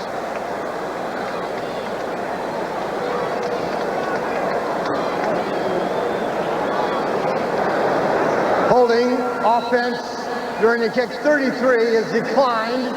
First down, Minnesota. Frizzell, we saw Telchik go down, but it was a holding penalty, and for some reason the Philadelphia Eagles have not been able to handle their protection in the kicking game, the punting game today. They've had one punt block. This is their second penalty on a punt. Very unusual. This is a good snap, and Telchik sees it, catches it, and there's the hold right there. Another takedown on the outside. Jim Tunney with the right-hand throw with the flag. Normally that's what the call would be, although that was really minimal damage to the kicker. First down for the Vikings, however, on the Eagle 35. Alfred Anderson finds the hole. And Wes Hopkins, with help from Todd Bell, bring him down, and is awfully close to a Minnesota first down at the 25. This is a slow developing counter play. It's almost a sprint out handback. The hole was still there by the time Anderson got there, and now he just out-muscles Wes Hopkins to get the yardage and the first down, or close to the first down, and it is. What dimension does Wade Wilson give the Vikings that Kramer doesn't, and vice versa? Well, the biggest problem that Tommy's had is being able to avoid the pass rush so far today, and I'm sure the thinking in the Vikings sideline is that, hey, Wade Wilson is an excellent scrambler. He can get away from that fast rush, and maybe we can make some plays down the field. He made the plays latter part of the season when he got him to the playoffs and he beat San Francisco. Benny upended after a couple inside the 25-yard line. Mike Golick in there in the defense for the Philadelphia Eagles.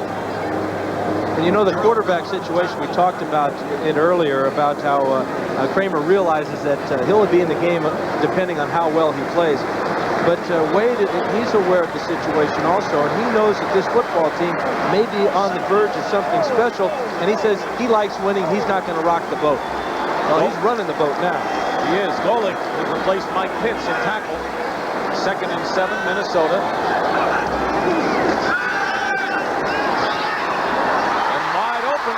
Is Leo Lewis, and a first down at the 5, and Wade Wilson is on the mark. A 17-yard pickup, and the Vikings are threatening to regain the lead.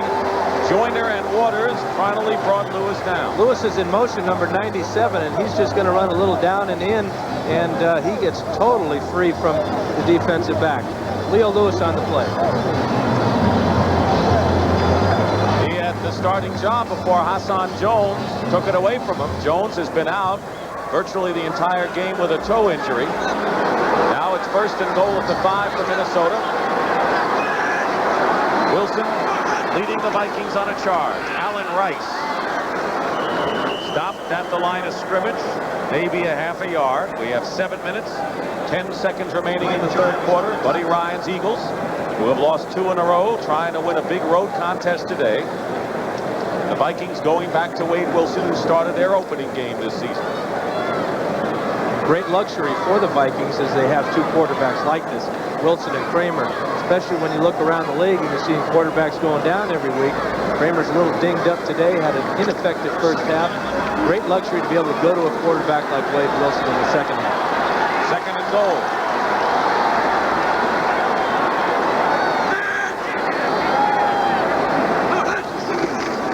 Rice.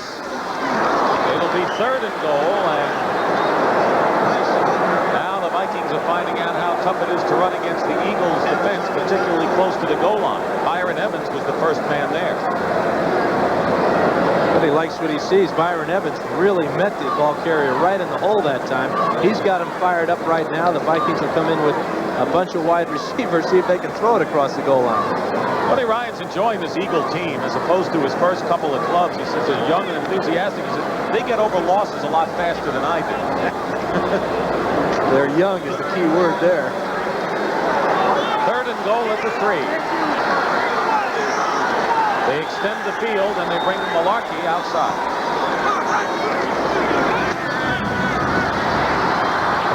Wilson gets in, touchdown.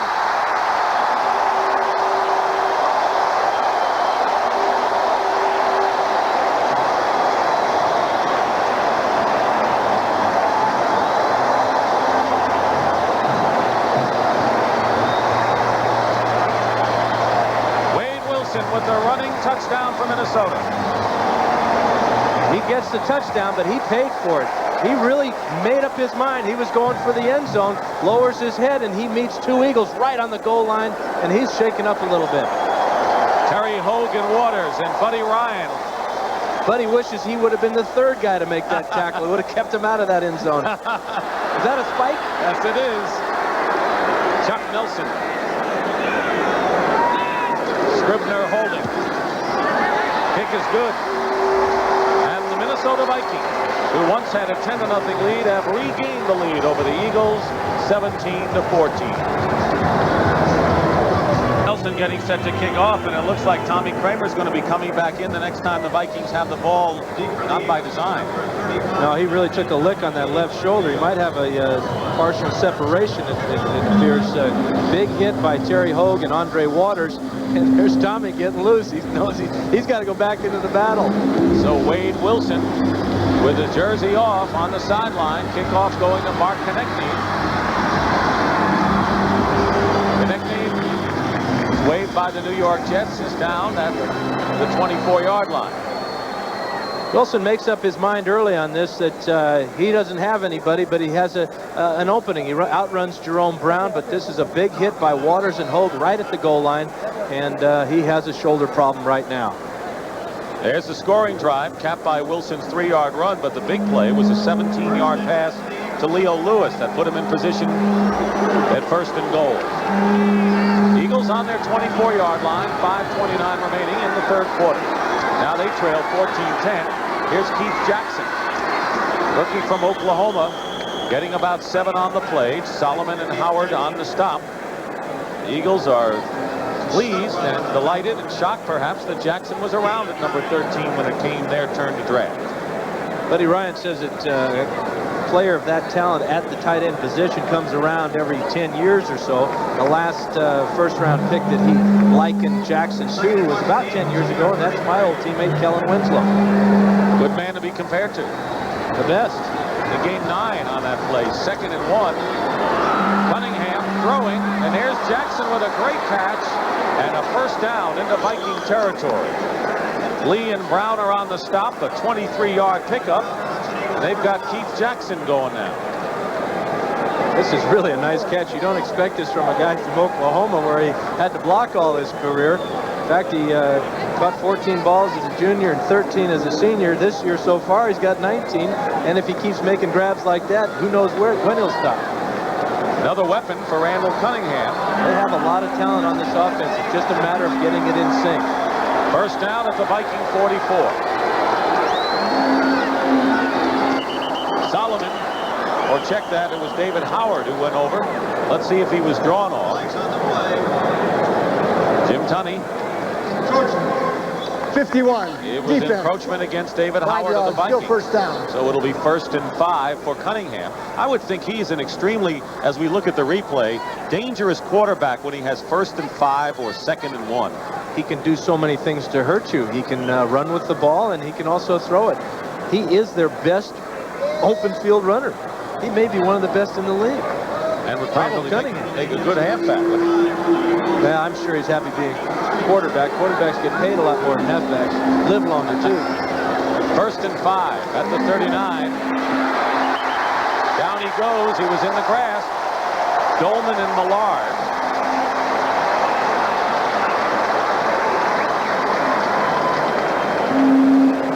This is Millard, number 75, working against Tamburello again, and that's just a mismatch there. He's right inside on top of Cunningham before he even gets set.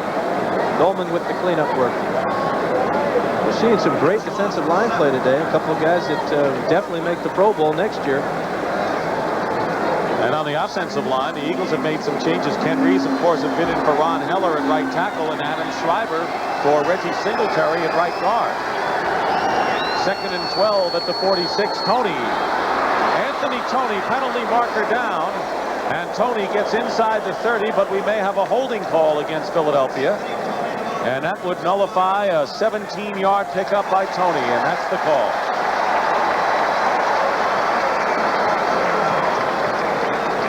But he's going to hurt his ears ripping his headset off. This will make him crazy, though. They get their best running play of the day, and it's called back because of holding. Holding, offense number 61, 10 yards. It's still 2nd down. Ben Tamburello, left guard. Watch Tamburello hold right there, gets a little bit of leverage, and that's what they see, and that's what they call it. His left hand inside there against Henry Thomas.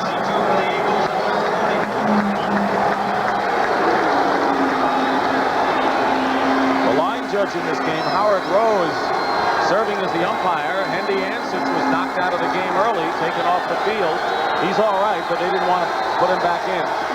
2nd and 22. Cunningham chased by Baker. And just eludes Keith Jackson. Try to extend himself. Wyman Henderson covering on the play, and that'll bring up 3rd and very long for Cunningham. They're coming at Cunningham in waves. If he sets short, they're right in his face. If he rolls out, he has to get away from one guy. Then there's another guy comes he's got to get away from. He just barely overthrew that ball to Jackson that time. Scores coming in. Cincinnati trying to remain unbeaten. So is Buffalo. We have 4 minutes and 6 seconds remaining in the 3rd quarter. Vikings regaining the lead. Front 17 to 14. One of those numbers works over the Eagles. 3rd and 22. At one time it was 1st and 5 for Philly. Fumble. Cunningham recovers and goes deep. Harris, the free safety, and Quick go after it, and it's incomplete.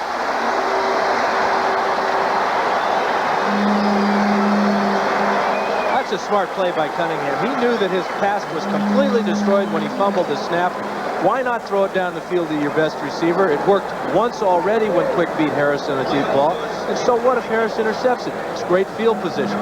Meanwhile, Leo Lewis will go back to receive the punt. Telchik, and a flag is down. Delay, illegally snapping the ball before declared ready. 5 yards, 4th.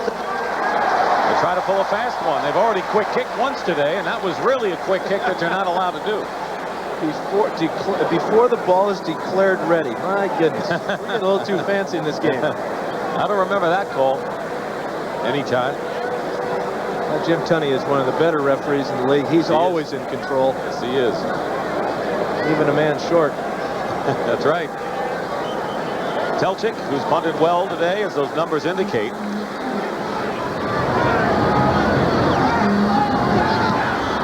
Gets another beauty off. Best of the day. Leo Lewis will let it bounce. Stays in play, and the Eagles are going to down it. Terry Hogue downs it inside the 5. 56-yard kick by John Telchik, and he has had a grand afternoon for the Eagles. Your way next weekend on CBS Sports. Begins with the NFL today at 12:30 Eastern. Most of you will see the rematch between the Giants and the Redskins. They met opening night, and the Redskins were beaten by the Giants. Second game, most of you will see these Vikings against Dan Marino and the Miami Dolphins. Check your local listing. The worst starting position for the Vikings all day. They're on the 5-yard line, and Alan Rice, trying to go wide, is stuffed for no gain at the 5-yard line. Byron Evans was the first man to reach him. You want to play tailback, huh, Dick? Well, this is what it looks like. You get the pitch from the quarterback, and now you look up and you're supposed to see all this wide open field, except there isn't any. And then you got to take the lick. So you don't want to do it, huh? How come you put me in the game when we're on the 5? Why don't you put me in for that goal line stuff? I could put you in the offensive line. Okay. 2nd and 10 at the 5. Winding down to 3 minutes to go in the 3rd quarter. Rice again, and Rice gets nothing. Reggie White, the stone wall, and a loss on the play of 1.5 yards. Now it's getting kind of testy for the Vikings back there on 3rd down. Well, you run 2 plays on 1st and 2nd down, and now you're forced to throw. You've got your starting quarterback back in the game. He's all beat up. The guy you send in, he got beat up, Wade Wilson. Rich Gannon's on the inactive list. Tommy Kramer has got to carry the load the rest of the day. If he were to go down with an injury, we might even see Leo Lewis, wide receiver who played a little high school quarterback, but he's only 5'8". Wow. I don't think Jerry Burns wants to see that. 3rd and 11 at the 4.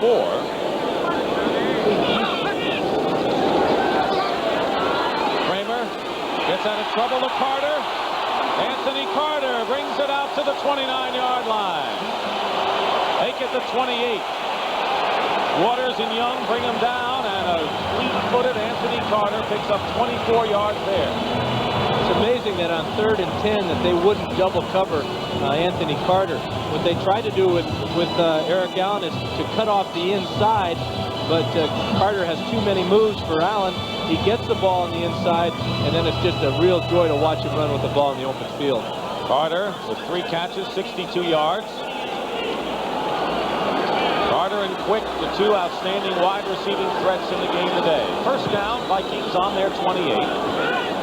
There's the time remaining in the 3rd quarter. Kramer.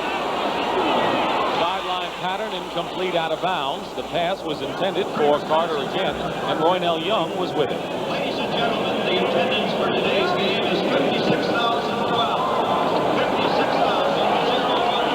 Minnesota had the edge in the 1st half, and they have a big edge in the 2nd half, but on the scoreboard, the lead is just 3, and the Vikings needed a touchdown here in the 3rd quarter, engineered by Wade Wilson, to regain the lead that they had lost. This play is being dominated. This game is being dominated by both teams' defensive lines.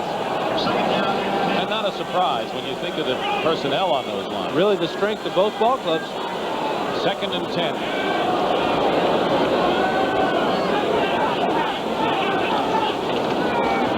Pressure on Kramer. Sidearm throw to Lewis, incomplete, and Waters was covering him. Good pressure that time by the Eagle defense will bring up a 3rd down and 10. And it was Reggie White again who was right inside on Kramer. They're trying everything they possibly can to control him. One of the problems is you never know exactly where he's going to line up on that defensive line. Right now it looks like he's going to be the left defensive end, but on that play he was the left tackle. 3 wide receivers and Mike Malarkey, the 2nd tight end, split wide right. Fumble, Eagles have it. Alfred Anderson on the inside handoff, coughed it up, and Clyde Simmons has recovered the fumble for the Philadelphia Eagles in great field position for Philadelphia.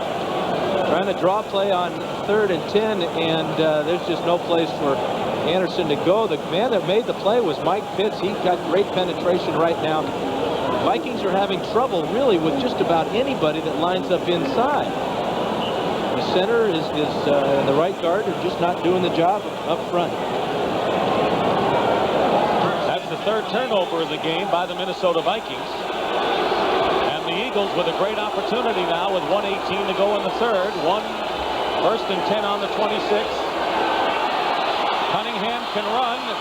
He's got Studwell to beat and goes out of bounds close to 1st down yardage, and he has the 1st down for the Eagles. That's a mismatch. Studwell to beat. And Studwell had the angle on him. He saw him coming. Couldn't do anything about it. Old Daddy Longlegs really had him stretched out that time. Cunningham came into the game averaging over 7 yards a carry and the leading rusher on the club. He has already scored a touchdown on the ground. He's carried 4 times for that many yards today. 1st and 10 Eagles on the Vikings 16. Tony off tackle. Tony to the 5 and inside the 5, and another Philadelphia 1st down. Tony with better results that time. Held on to the ball. Browner on the stop. One thing when you have an aggressive defensive line, you want to try and trap them. This time they get the trap by Schreiber without the holding by Tamburello. Same play that they ran earlier where they made some nice yardage, but it was called back because of holding. This time they play it straight, they play it clean, and they get the great field position now inside the 5. Less than a minute remaining in the 3rd quarter. The Eagles with a 1st and goal on the 3, double tight end. Byers gets nothing and might have lost one. Henry Thomas on the stop, and I'm sure that the Eagles will wait until the beginning of the 4th quarter to run their next play. They got to be feeling pretty good about the way things are going. This is a play that they scored on earlier, just a lead play to Byers, but the penetration by the front line of the Vikings just snuffed this out before Byers got a chance to go airborne. So they're going to let the clock run down, and the Eagles will be sitting pretty when we get back. That's the end of the 3rd quarter with the score. The Vikings 17, the Eagles 14. 14, but the Eagles threaten to regain the lead. Dick Stockton and Dan Fouts. The crowd takes over. 2nd and goal at the 4. Byers on the option pass. Throws incomplete to Haddix in the end zone. So the Eagles start the 4th quarter with a lot of time to talk it over, Dan Fouts, and come in with something fancy. Nice play by Byers, not forcing this one and avoiding the rush. He looked a little bit like a left-handed Randall Cunningham that time. He sees Haddix, but he has poor mechanics. He threw off the wrong foot there, but Haddix was wide open in the end zone. Let's give the ball to the guy that can throw it, Randall Cunningham. 3rd and goal at the 4.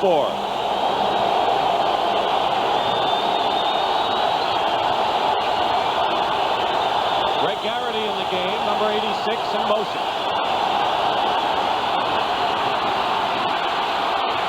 Cunningham, loose ball. Byers has it. Has blocking. And Byers is hit at the 5-yard line. That looked like it might be good for Philadelphia, disaster for the Eagles, great for the Vikings, and it comes out to be a net gain of about 0. Why don't you do this replay? I'm not sure I can handle all this action. Cunningham has a receiver there, but the ball gets knocked away by Henry Thomas, and now it's a free-for-all. This was the receiver that Cunningham was going for, though. It's Byers, and this is just pure fun. That really set up this field goal here, because if he doesn't pick this ball up and run, we've got a 40-yard field goal. But Dale Dawson, who actually won the kicking job in August, was hurt. Went on injured reserve, and now there's a conference going on. I think what they're looking at, Dick, is to see whether this was an incomplete pass or a fumble. It appeared that Cunningham was raising his arm to throw the pass, and that Henry Thomas got his hand on the ball just as he was delivering. You mean after all that work by Byers and all those people, they're going to look at this? And the other thing about it is it won't really change the field position at all. Well, I think he's pulling it back down. I think he's feeling the pressure, and that really was a fumble. I agree with you. But they're not listening to us. The replay officials aren't. But they're looking at the pictures. Here's the end of that play, and the net result was -1 yard, as a matter of fact, when Byers was down. And if it stands, there's Buddy Ryan ready to try a field goal, and Jerry Burns says, look, he didn't get that arm down. That's a fumble. Well, they're both thinking that, hey, let's just get this game going again and kick the field goal, because if the field position is only going to be 1 yard difference one way or the other. Dawson is in to try a 22-yard field goal at this point. There's the replay booth, Bill Fetty, the official, and Bill Granholm, the communicator. The Eagles getting in position to try a field goal to tie the game. There's the defensive head man of the Vikings, Floyd Peters.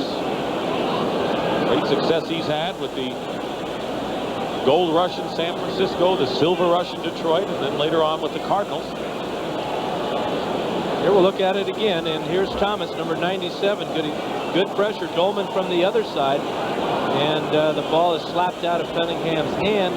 Whether it's ruled a pass or not, like I said, it really doesn't matter.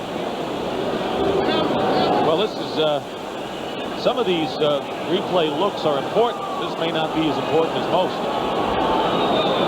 On further review, it's a fumble all the way by the offensive team. It is 4th down. All right, so a little over 2 minutes to check it out, and so Dawson is in to attempt the field goal, a 22-yarder. John Telchik, the punter, will hold.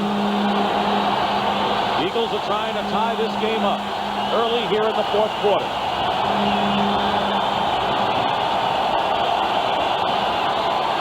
The kick is no good. Dawson misses a 22-yarder after being activated yesterday, and the Vikings keep their lead. And will return to the Metrodome after this word from your local station. The Vikings have avoided trouble. A missed field goal. Minnesota 1st and 10 on their 20-yard line. Early fourth quarter. Vikings lead 17-14 over the Eagles. Allen Rice up the middle. Eagles are grabbing for the ball, and he picks up about 3 on that play. There's the loneliest man in all the Metrodome here. Maybe the Kingdome too, but he just hits this a little chunky, pushes it out to the right. And he's the first guy to know that he missed it. There the Minnesota turnovers. No one, the Eagles didn't capitalize. Philadelphia turned it over once, and the Vikings didn't capitalize. But Randall Cunningham and a few of the Eagles did go over to Dale Dawson during that break to console him. Meanwhile, 2nd and 7 Minnesota. Wide open Rice from Kramer. First down, Moore. Down the sideline, Hopkins to beat. And they're deeper into Eagle territory. Wes Hopkins knocks Allen Rice out of bounds. 37 yards. Rice is number 36, just swinging out of the backfield. This ball is going to him all the way, and he gets some fine blocking downfield. Anthony Carter there on Roynell Young, and Hopkins had a long run, or this would have been a touchdown. He had a big game last week. Darren Nelson on the sidelines with a sprained ankle tendon, not activated for this game. Talking about people not activated, Dean Dorsey, who was replaced by Dawson as a kicker, is still around. I mean, they didn't cut him. So who knows if Mr. Dorsey may someday reemerge. Well, I'm sure he's feeling a little bit better about his situation right now at the expense of Dale Dawson. First down, Vikings on the Eagle 39.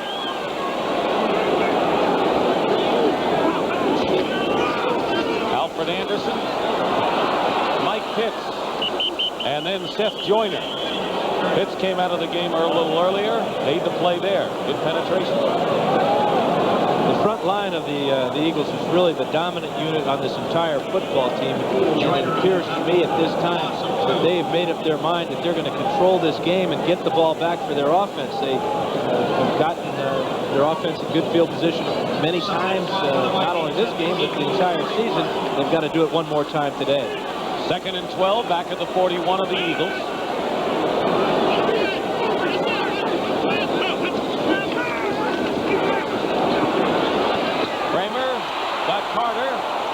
Short of a first down by 2 yards. Wes Hopkins making the stop. Tommy Kramer started today. Was ineffective toward the end of the first half. Was replaced by Wade Wilson, who had a slight shoulder separation. And now Kramer back in there, and he's moving the team. We have Anthony Carter in our little box here against Derek Allen. And this is not bad coverage, but to be able to stop on a dime like that, change direction, takes a lot of ability, and boy, Anthony Carter has every bit of it. 4 catches for 72 yards for Carter. 3rd and 2 at the 31. Anderson, first down. Got tripped up, but not before he got to the 27. Byron Evans making the stop on Alfred Anderson. As Anderson comes out of the game, that's not because he's injured or anything, but that's because the Vikings system of calling plays is by messenger. Rick Finney comes into the game, and Schnelker told us that the reason he does it is because both of these players have similar abilities. There's no drop-off when one guy replaces the other. If he had the same story with the wide receivers and tight ends, he'd shuttle them in. It doesn't surprise me he wouldn't shuttle quarterbacks, too. Practically doing that. First down, Vikings on the 27 of Philadelphia.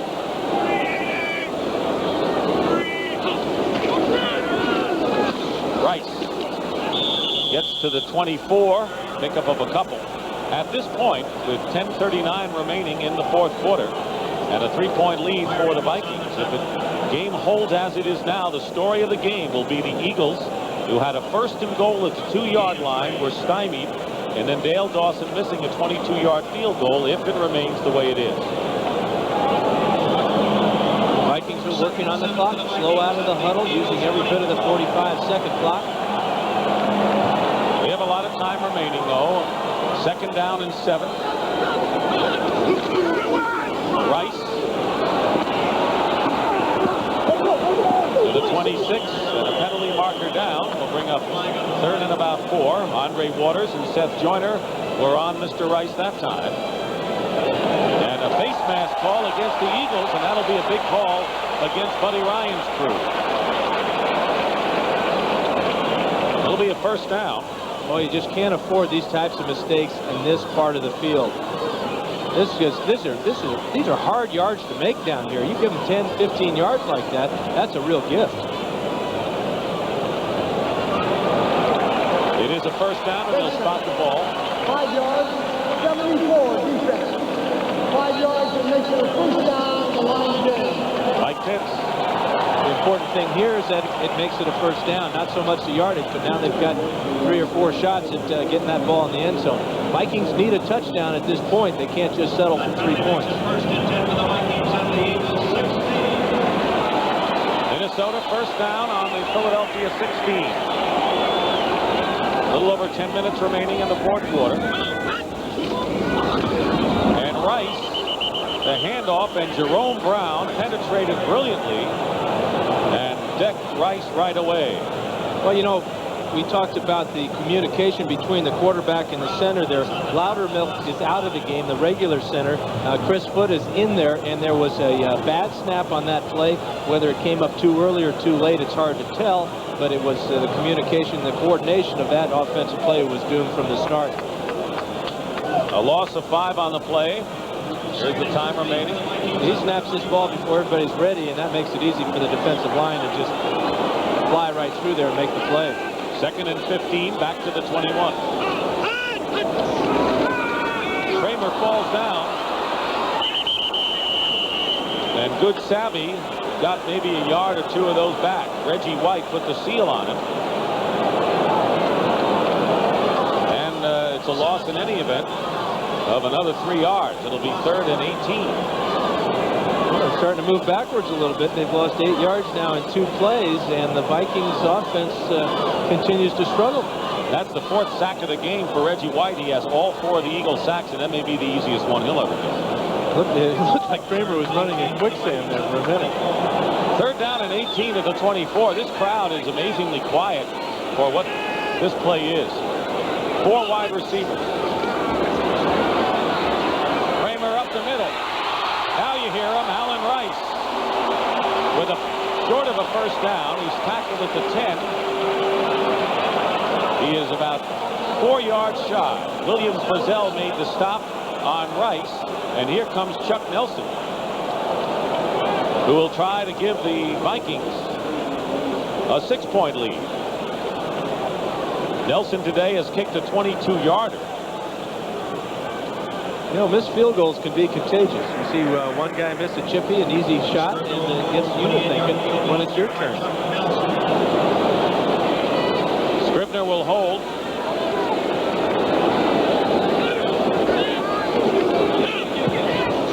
And the kick is up. It's good. Well, he took the right precautions to avoid that ailment. Chuck Nelson has given the Vikings a 20-14 advantage. Who came in the 2nd half. Loudermilk the center, and Hassan Jones, an outstanding wide receiver, out.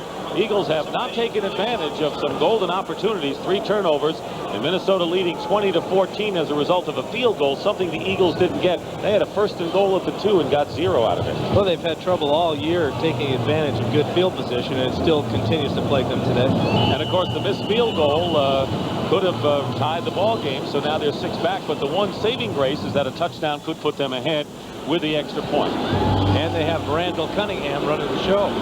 That always helps. Sean Beals at the goal line. And Beals brings it out to the 21-yard line. Henderson on the stop. Next Saturday at 2:30 Eastern Time, it'll be 7th-ranked LSU. Tigers travel to Gainesville to take on the 20th-ranked Florida Gators in an important Southeastern Conference showdown. LSU won last year's game, but that was played at that tremendous football stadium down there in Baton Rouge, where it's tough for anybody to win. Emmitt Smith, the sophomore, with a 96-yard touchdown run for Florida, one to watch. Cunningham is always one to watch. First down on the 21 for Philadelphia. Down he goes, Keith Millard. 6 sacks today by the Vikings. Millard has half of them. A lot of players are making their incentive clauses on sacking the quarterback today. Reggie White's had a wonderful day, and so has Keith Millard. 3.5 sacks. He also combined with Solomon. Big game for Keith Millard, who said that, I don't know about any pressure going against a guy I can beat, talking about Reggie Singletary. He remembers Brad Edelman last year in the playoffs in New Orleans. He does a great job of studying his opponent on tape and then finding out which of the two guards is the weaker of the two, and he goes after that guy. Loss of 9 that time. Second down. Cunningham drills it to Mike Quick, who can't hold on to it. Joey Browner covering on the play. And he hit Mike Quick awfully hard, and Quick is shaken up. Might have just knocked the wind out of him. Let's hope that's all it is to that one. This ball is dangerously thrown to the inside. When you have your receiver on the sideline in this dead area, you want to try to lead him away from the safety that's coming over, and you especially want to lead him away from a safety that can hit like Joey Browner. And a clean hit, and Browner concerned of Mike Quick's condition. We'll come back to the Metrodome in just a moment. Mike Quick still having trouble, is sacked back at the 5 by Keith Millard again. 4.5 sacks for Keith Millard on 3rd and long as the Vikings stormed in. Millard's number 75, and again it's Tamburello who can't quite hold him down. And he is right in on Cunningham before Randall can do a thing. Telchik will punt. Leo Lewis goes back. Mike Quick is up on the sideline. We'll check his condition. Lewis at the 42 will give the Vikings great field position as he gets the ball into Eagle territory at the 44. Wayne Giles on the stop, and now they have to separate the athletes again. Keith Millard is having a fantastic afternoon. He has sacked Randall Cunningham 7 times, or the Vikings have 7 sacks for 50 yards, 4.5 by Keith Millard. There's Mike Quick. They're working on that right knee.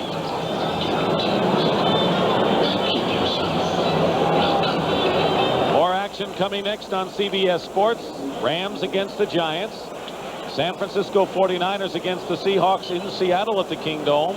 Some of you will see Washington and Phoenix. The 49er Seahawks game's interesting. Well, both teams were upset last week. The 49ers by Atlanta and the Seattle Seahawks by the Chargers. Seahawks are at home. Tough place to win if you're the visiting team. Vikings with the ball in Eagle territory at the 44. Alfred Anderson gets a couple. Jerome Brown on the stop. There's the time remaining in the 4th quarter.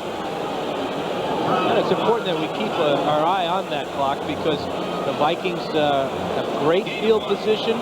They lead this game by 6 points. What they're trying to do now is get 3 more to make it impossible for the Eagles to win by just a touchdown. Work this clock now, work it down, get a field goal out of it, we'll be in good shape. Vikings with a 2nd down and 9. They lead it 20-14. They can get another score, you're right. They can put away the Eagle team, and the pass is caught to Steve Jordan, and it should be a 1st down, Minnesota.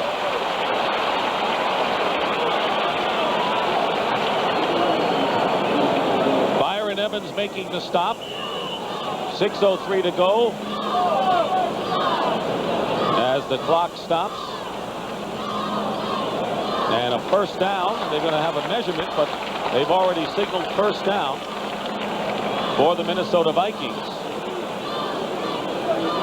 And that was an important 1st down because now with the gain of 5 to 10 yards, you're in automatic field goal position. And Chuck Nelson is a very consistent kicker. He has kicked 2 today from 22 and 27 yards. But the Eagles had an opportunity. They're not out of the game yet, but they had a great chance. 1st and goal at the 2 and couldn't capitalize. Now the Vikings Trying to get some breathing room. Alan Rice gets a couple. It'll be second down and about 7 or 8. Waters and Mike Pitts on the stop.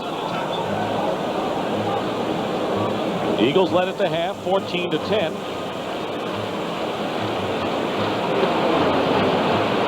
We have our first final of the afternoon. The New Orleans Saints just barely get by Tampa Bay, 13-9. They're struggling a little bit. That's 13 points at home against a team that really is struggling themselves, the Tampa Bay Bucks.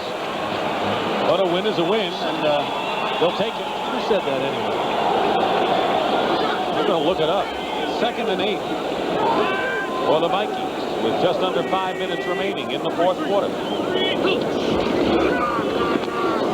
Benny doesn't get the first down, but gets awfully close, about 2 yards away. Reggie White on the stop. You mentioned before, excuse me, Dan, how the Eagle defense said they wanted to control and were showing that they were controlling the line to get the ball back. But very difficult against these types of plays, though. These are very conservative fullback lead plays. Benny did a nice job there of keeping his eyes open, looking for the cutback, and then getting to the cutback lane and picking up the yards. What really hurt the Eagles is that Mike Quick has a bruised thigh and is questionable as far as his return. 3rd and 3, Minnesota. And they won't make it there. Alan Rice is stopped short. Todd Bell coming up from the outside linebacking position, and that will create a 4th down and enter Chuck Nelson. This is not an easy field goal attempt. It's going to be about 45 yards, 44 yards. And the one thing that's going in his favor is that there's no wind to bother him, no wind to help him. But I'm sure he would like to be 10 or 15 yards closer. He's 6 for 7 on the season, Dan, and this will be a 45-yard attempt. The longest attempt this year for Chuck Nelson has been 42 yards, and he missed that one. Scribner holding. And the kick is short and off to the right. No good. So Chuck Nelson, who's been effective with the 20s and early 30s, having problems from the 40s. And so the Eagles dodge that one and get the ball back when we return. 3 minutes and 20 seconds to go in the game. The Eagles have a first down on their 27. Cunningham throws incomplete, intended for Greg Garrity. Carl Lee defending on the play. 2 finals coming in. The Houston Oilers rebounding from their loss to the Jets last week. Stomp on the New England Patriots, and Indianapolis Colts finally win their first, beating the Miami Dolphins 15-13. Vikings play at Miami next week in Joe Robbie Stadium. 2nd and 10 at the 27. Tony has some running room, and Anthony Tony carries it out to the 34-yard line where Scott Studwell is there. That'll bring up a 3rd and a long 3. Each team has 3 timeouts remaining.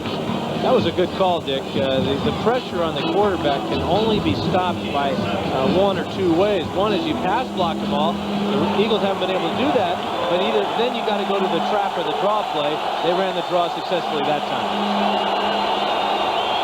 And Mike Quick has come back in for the Eagles. Cunningham down by Doug Martin.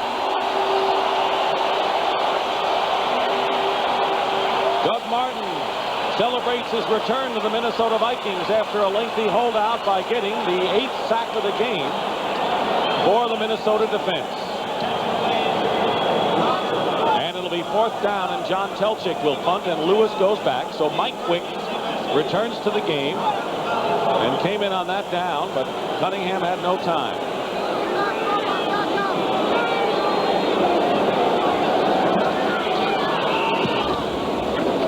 Good kick by Telchik, and Lewis will call for the fair catch after 34. And with 2:22 to go, the game is in the hands right now of the Minnesota offense, if they can use the clock. Coming up next, second half of our NFL doubleheader. Rams against the Giants, the 49ers against the Seahawks, and the Washington Redskins go down to Sun Devil Stadium to play the Phoenix Cardinals with the new quarterback, Mark Rippon. And a little bit of heat. I wonder what the temperature is there in Phoenix today. Your thoughts about a guy who's never taken a snap in an NFL game in a contest like Well, it's good that he has so much talent surrounding him. Mark Rippon is a lot of talent on that offensive line. Shea and the rest of the Redskins. And I'm sure they'll run the ball a lot. First down, Vikings on their 35. And a great play by Mike Pitts behind the line of scrimmage, stuffing Allen Rice. And we're going to get down to our 2-minute warning, but first a timeout has been called. Short. Timeout. Philadelphia. So the Eagles have 2 timeouts remaining. We have more final scores to show you. The Jets beat the Detroit Lions. Turnaround for them. And playing the Lions in the Silverdome is tough. Look at Atlanta gave Dallas a heck of a battle today. But the Cowboys win, so they're 2-2 on the season. Cunningham talking things over with his offense because he's hoping to get the ball again with a chance to win the game for Philadelphia. One of the problems that the Eagle offense has is they haven't been in this system very long. Cunningham and Quick are really the veterans of the offensive unit as far as the skill positions are concerned, and they don't have the sophistication yet or the coordination to where they can be a real threat and they can give Randall some more tools as a quarterback. The hero of the game for the Minnesota defense has to be Keith Millard today with 4.5 of their 8 sacks. He told us yesterday he was looking forward to a big day, and he delivered. Look at those eyes. Is he pumped up? 4.5 sacks will get you feeling good about just about everything. You saw Gary Jeter pick up 5 sacks last week, and Reggie White today has 4 sacks for the Philadelphia Eagles.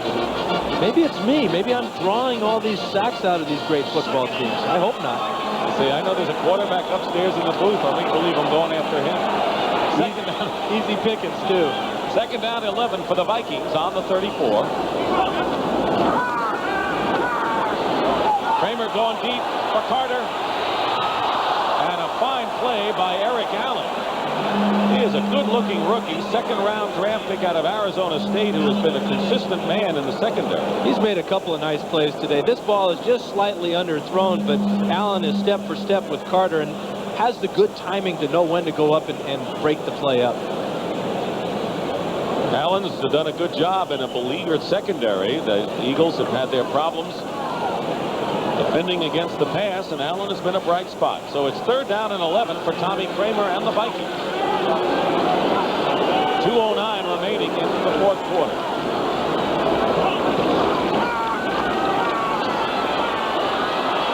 Big down, and Kramer will take the loss, and the crowd is booing. They're wondering why maybe he didn't throw it out of bounds. There were no receivers on that side of the field. They were all in the middle of the field or to the left side. Tommy ran out there all by himself, looked up for a receiver, saw nobody, did the smart thing, just eating the ball and taking the sack. Our 2-minute warning is here, and we'll be back in Minneapolis after this.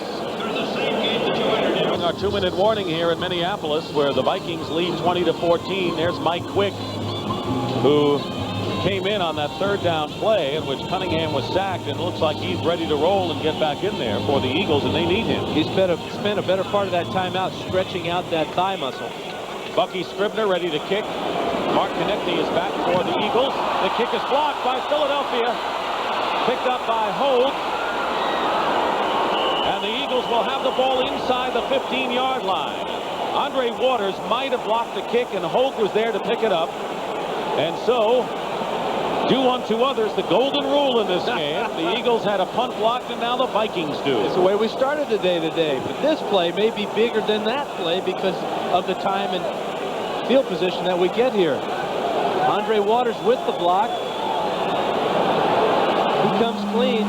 Scribner appeared that he would have no trouble getting it off. But remember last time when the way that Scribner kind of fades to his left before he punts, I'm sure Waters was thinking about it that time. Eagles first down on the Vikings 13.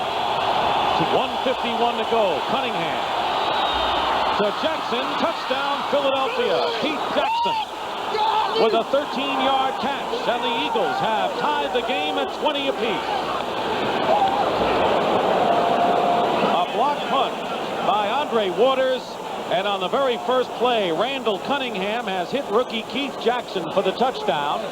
The third touchdown reception for Jackson, the leading receiver on the Eagles. And now it is in the hands, or I should say the foot, of Dale Dawson to give the Eagles a lead.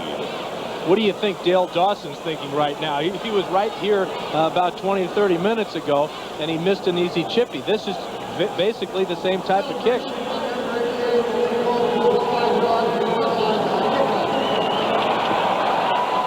A 13-yard touchdown play to Keith Jackson, a rookie who will be around for a long while. And now to try to break the 2020 tie is Dawson.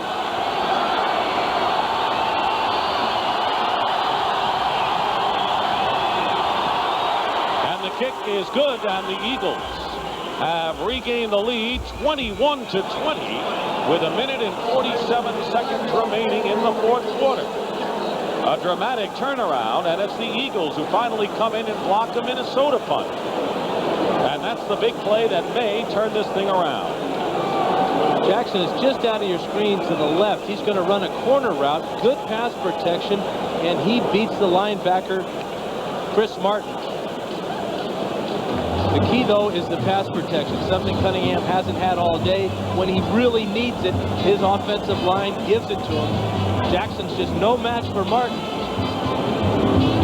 And he gets the 6 points. And this place is silent as the Philadelphia Eagles, who have had trouble in getting kicks off themselves all day, finally storm in on Bucky Scribner and Andre Waters with a block. And on the first play, Keith Jackson catches a Cunningham TD pass, and it's 21-20 now in favor of the Eagles with 1:47 to go. And the Vikings have all 3 of their timeouts remaining.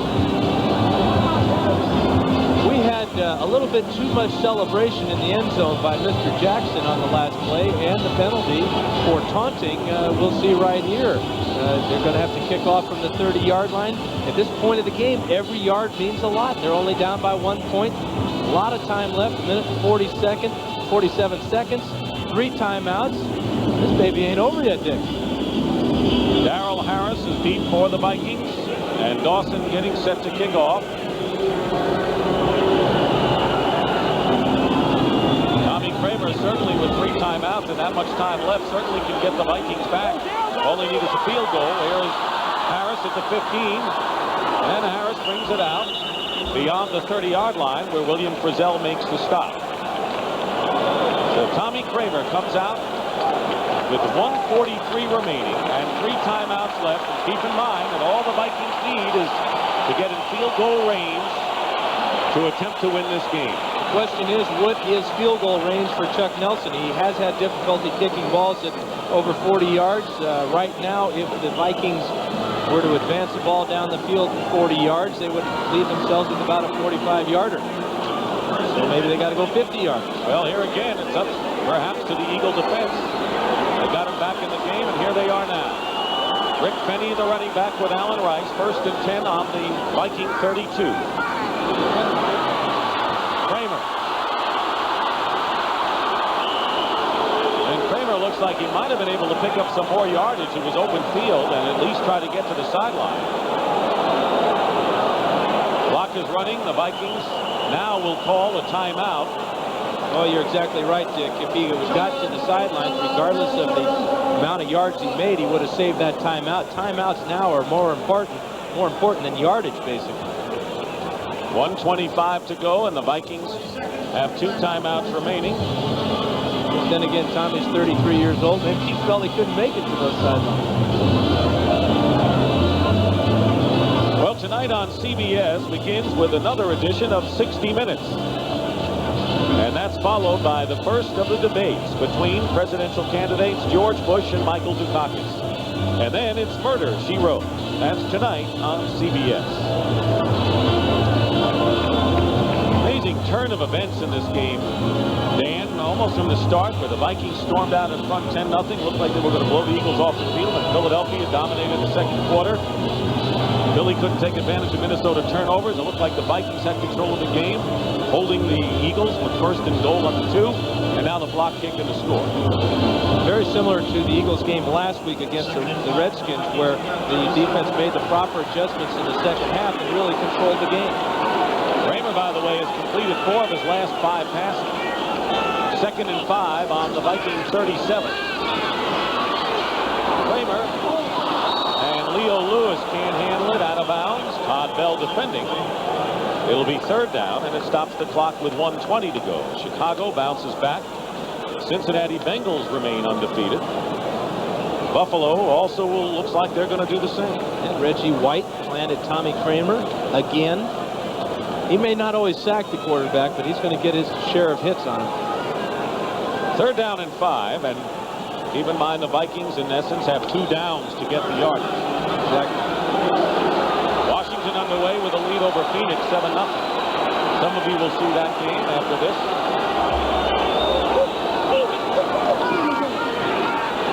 Kramer again off the fingertips of Leo Lewis, incomplete, and it'll be 4th down for Minnesota, and they will of course go for it on 4th and 5. You gotta love Buddy Ryan's attitude about playing defense. He says that if you're not the predator, then you're the prey. So that goes for the offensive side of the ball as well as the defensive side of the ball. That time they blitzed 7 men, put all the pressure on their defensive backs to play man-to-man coverage. We're going to knock Tommy Kramer down. We're going to try and make a sack. The game is right here. The Vikings this year are perfect 4 for 4 when they've gone for it on 4th down.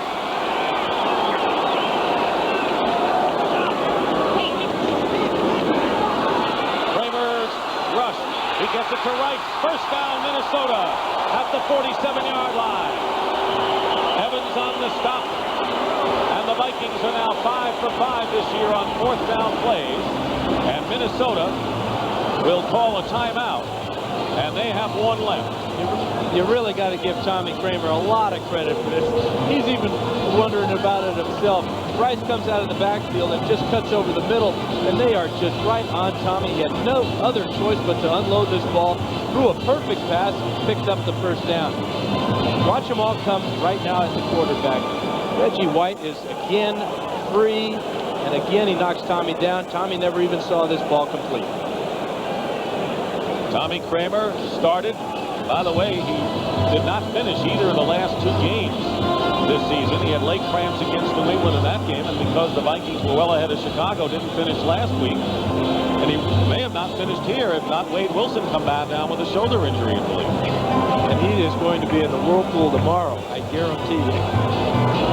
Really a competitor. It may all come down to Chuck Nelson's right leg, though. Tommy's got to move him about 25 yards to get him in good field position. They have to get to the 23-yard line for a 40-yard attempt by Nelson.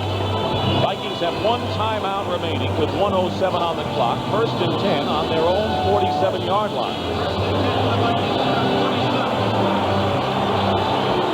Carter defended by the rookie Eric Allen to the bottom of your picture.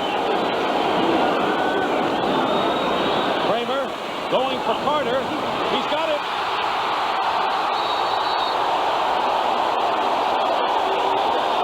And the clock stops with a minute to play. 27 yards. Waters and Hopkins defending. There are players in every sport that can dominate the game at any time. We're watching one of them right now. Anthony Carter. Unbelievable catch. Fine throw, but go to your money man and he delivers. And he gets out of bounds. Well, it's just not many things he doesn't do right on the football field. He enjoys what he does. He plays with a certain flair, and he comes up with a big play when it's needed most. A minute to go. 1st down. On the 26-yard line of the Eagles, getting closer to Chuck Nelson's range. Allen Rice to the 25. Mike Pitts on the stop. Brown didn't like that call. I'm not sure Tommy Kramer likes it either. He feels that his offense has to be aggressive in order for them to be successful. That sometimes they get a little too conservative. They think about field position too much. Now the field position's in their favor. Now it's the Vikings who want the crowd to get down a little bit and quiet. 2nd and 9. Here's Finney. gets a couple, and they're going to look like they're just happy to set up what could be a long field goal attempt for Chuck Nelson. 19 seconds to go, and the Minnesota Vikings apparently have called their last timeout. I know Chuck Nelson would like for his offense to be a little more aggressive and to go for it. 22. There's an injured Eagle on the field.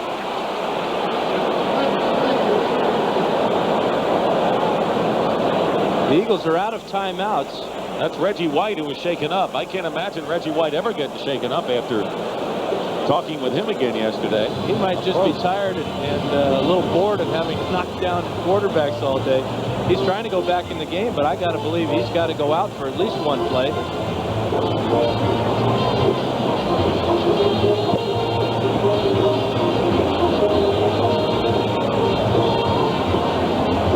The Minnesota Vikings called the timeout. They're out of timeouts. It'll be 3rd down and 9 with 22 seconds remaining. Coming up next, game 2 of our doubleheader. The Rams and the Giants, the 49ers and the Seahawks, the Redskins against the Phoenix Cardinals. 3rd down and 6 at the 22-yard line.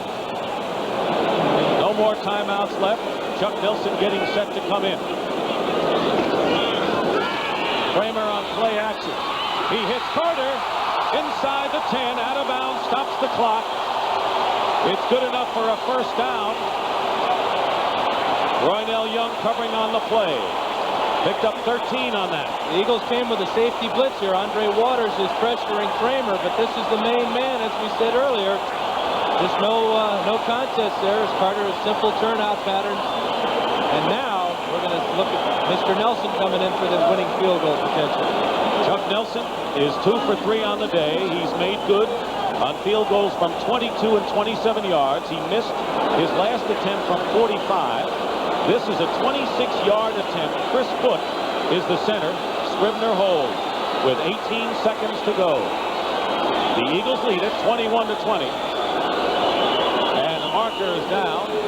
And a delay of the game called against the Vikings. Exceeding the clock, 30 seconds. 5 yards, still 1st down. I don't think it really matters at this point on the field whether he has to move back 5 yards or not. Interesting, though, that they're going to 1st down for the winning points and not letting the clock run all the way down. The Eagles will, if this kick is good, or if it's not, will get the ball back. So, in essence, they're playing this the way you would play an overtime game. They're not taking any chances. They're not taking any chances with the fumble, snap, or anything. They're going for the winner right now. Here it is, 32-yard attempt coming up for Nelson. Eagles lead the Vikings by 1. The kick is perfect.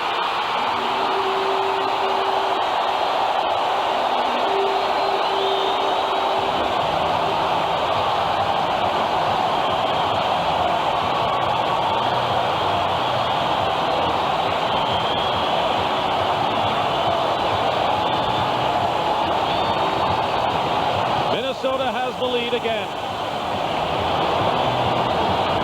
Pressure kick, you got to do it, and he does.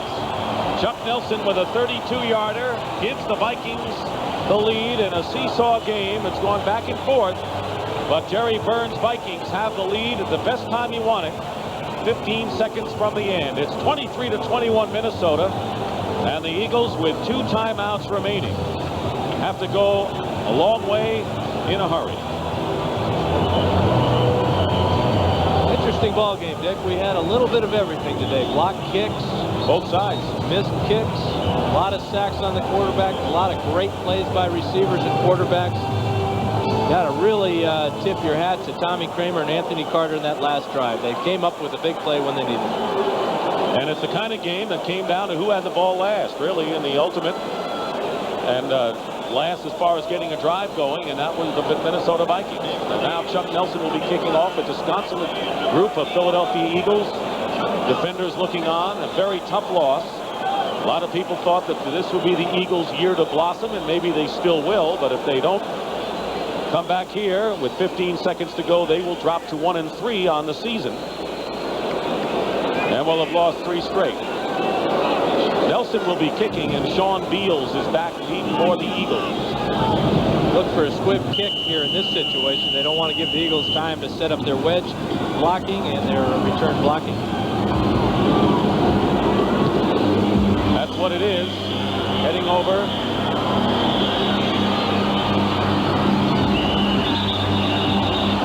Sean Beals, who goes out of bounds with 11 seconds to go. Brad Edwards on the stop. Tough big day for Tommy Kramer, but this was a big play offensively. This play makes the highlight film at the end of the year because this is what it's all about. Delivering when it's most important and having the athletic ability to go up and grab that ball. I just love watching players like that play football. Kramer, remember, had a 4th down and 5, and he needed a 1st down. He got it. They put 3 wide receivers to the right. With 11 seconds to go, this crowd ready to erupt if they can hold the Eagles. Cunningham going deep. It's intercepted by Minnesota. And it's Isaac Holt with 2 seconds remaining.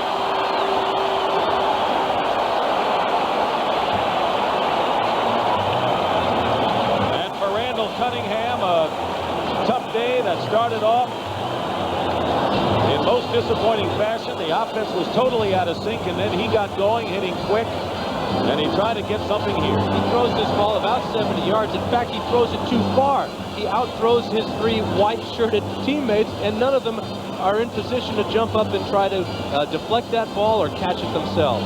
Isaac Holt with the interception, and the pass was intended for Carter. Joey Browner was shaken up on the play.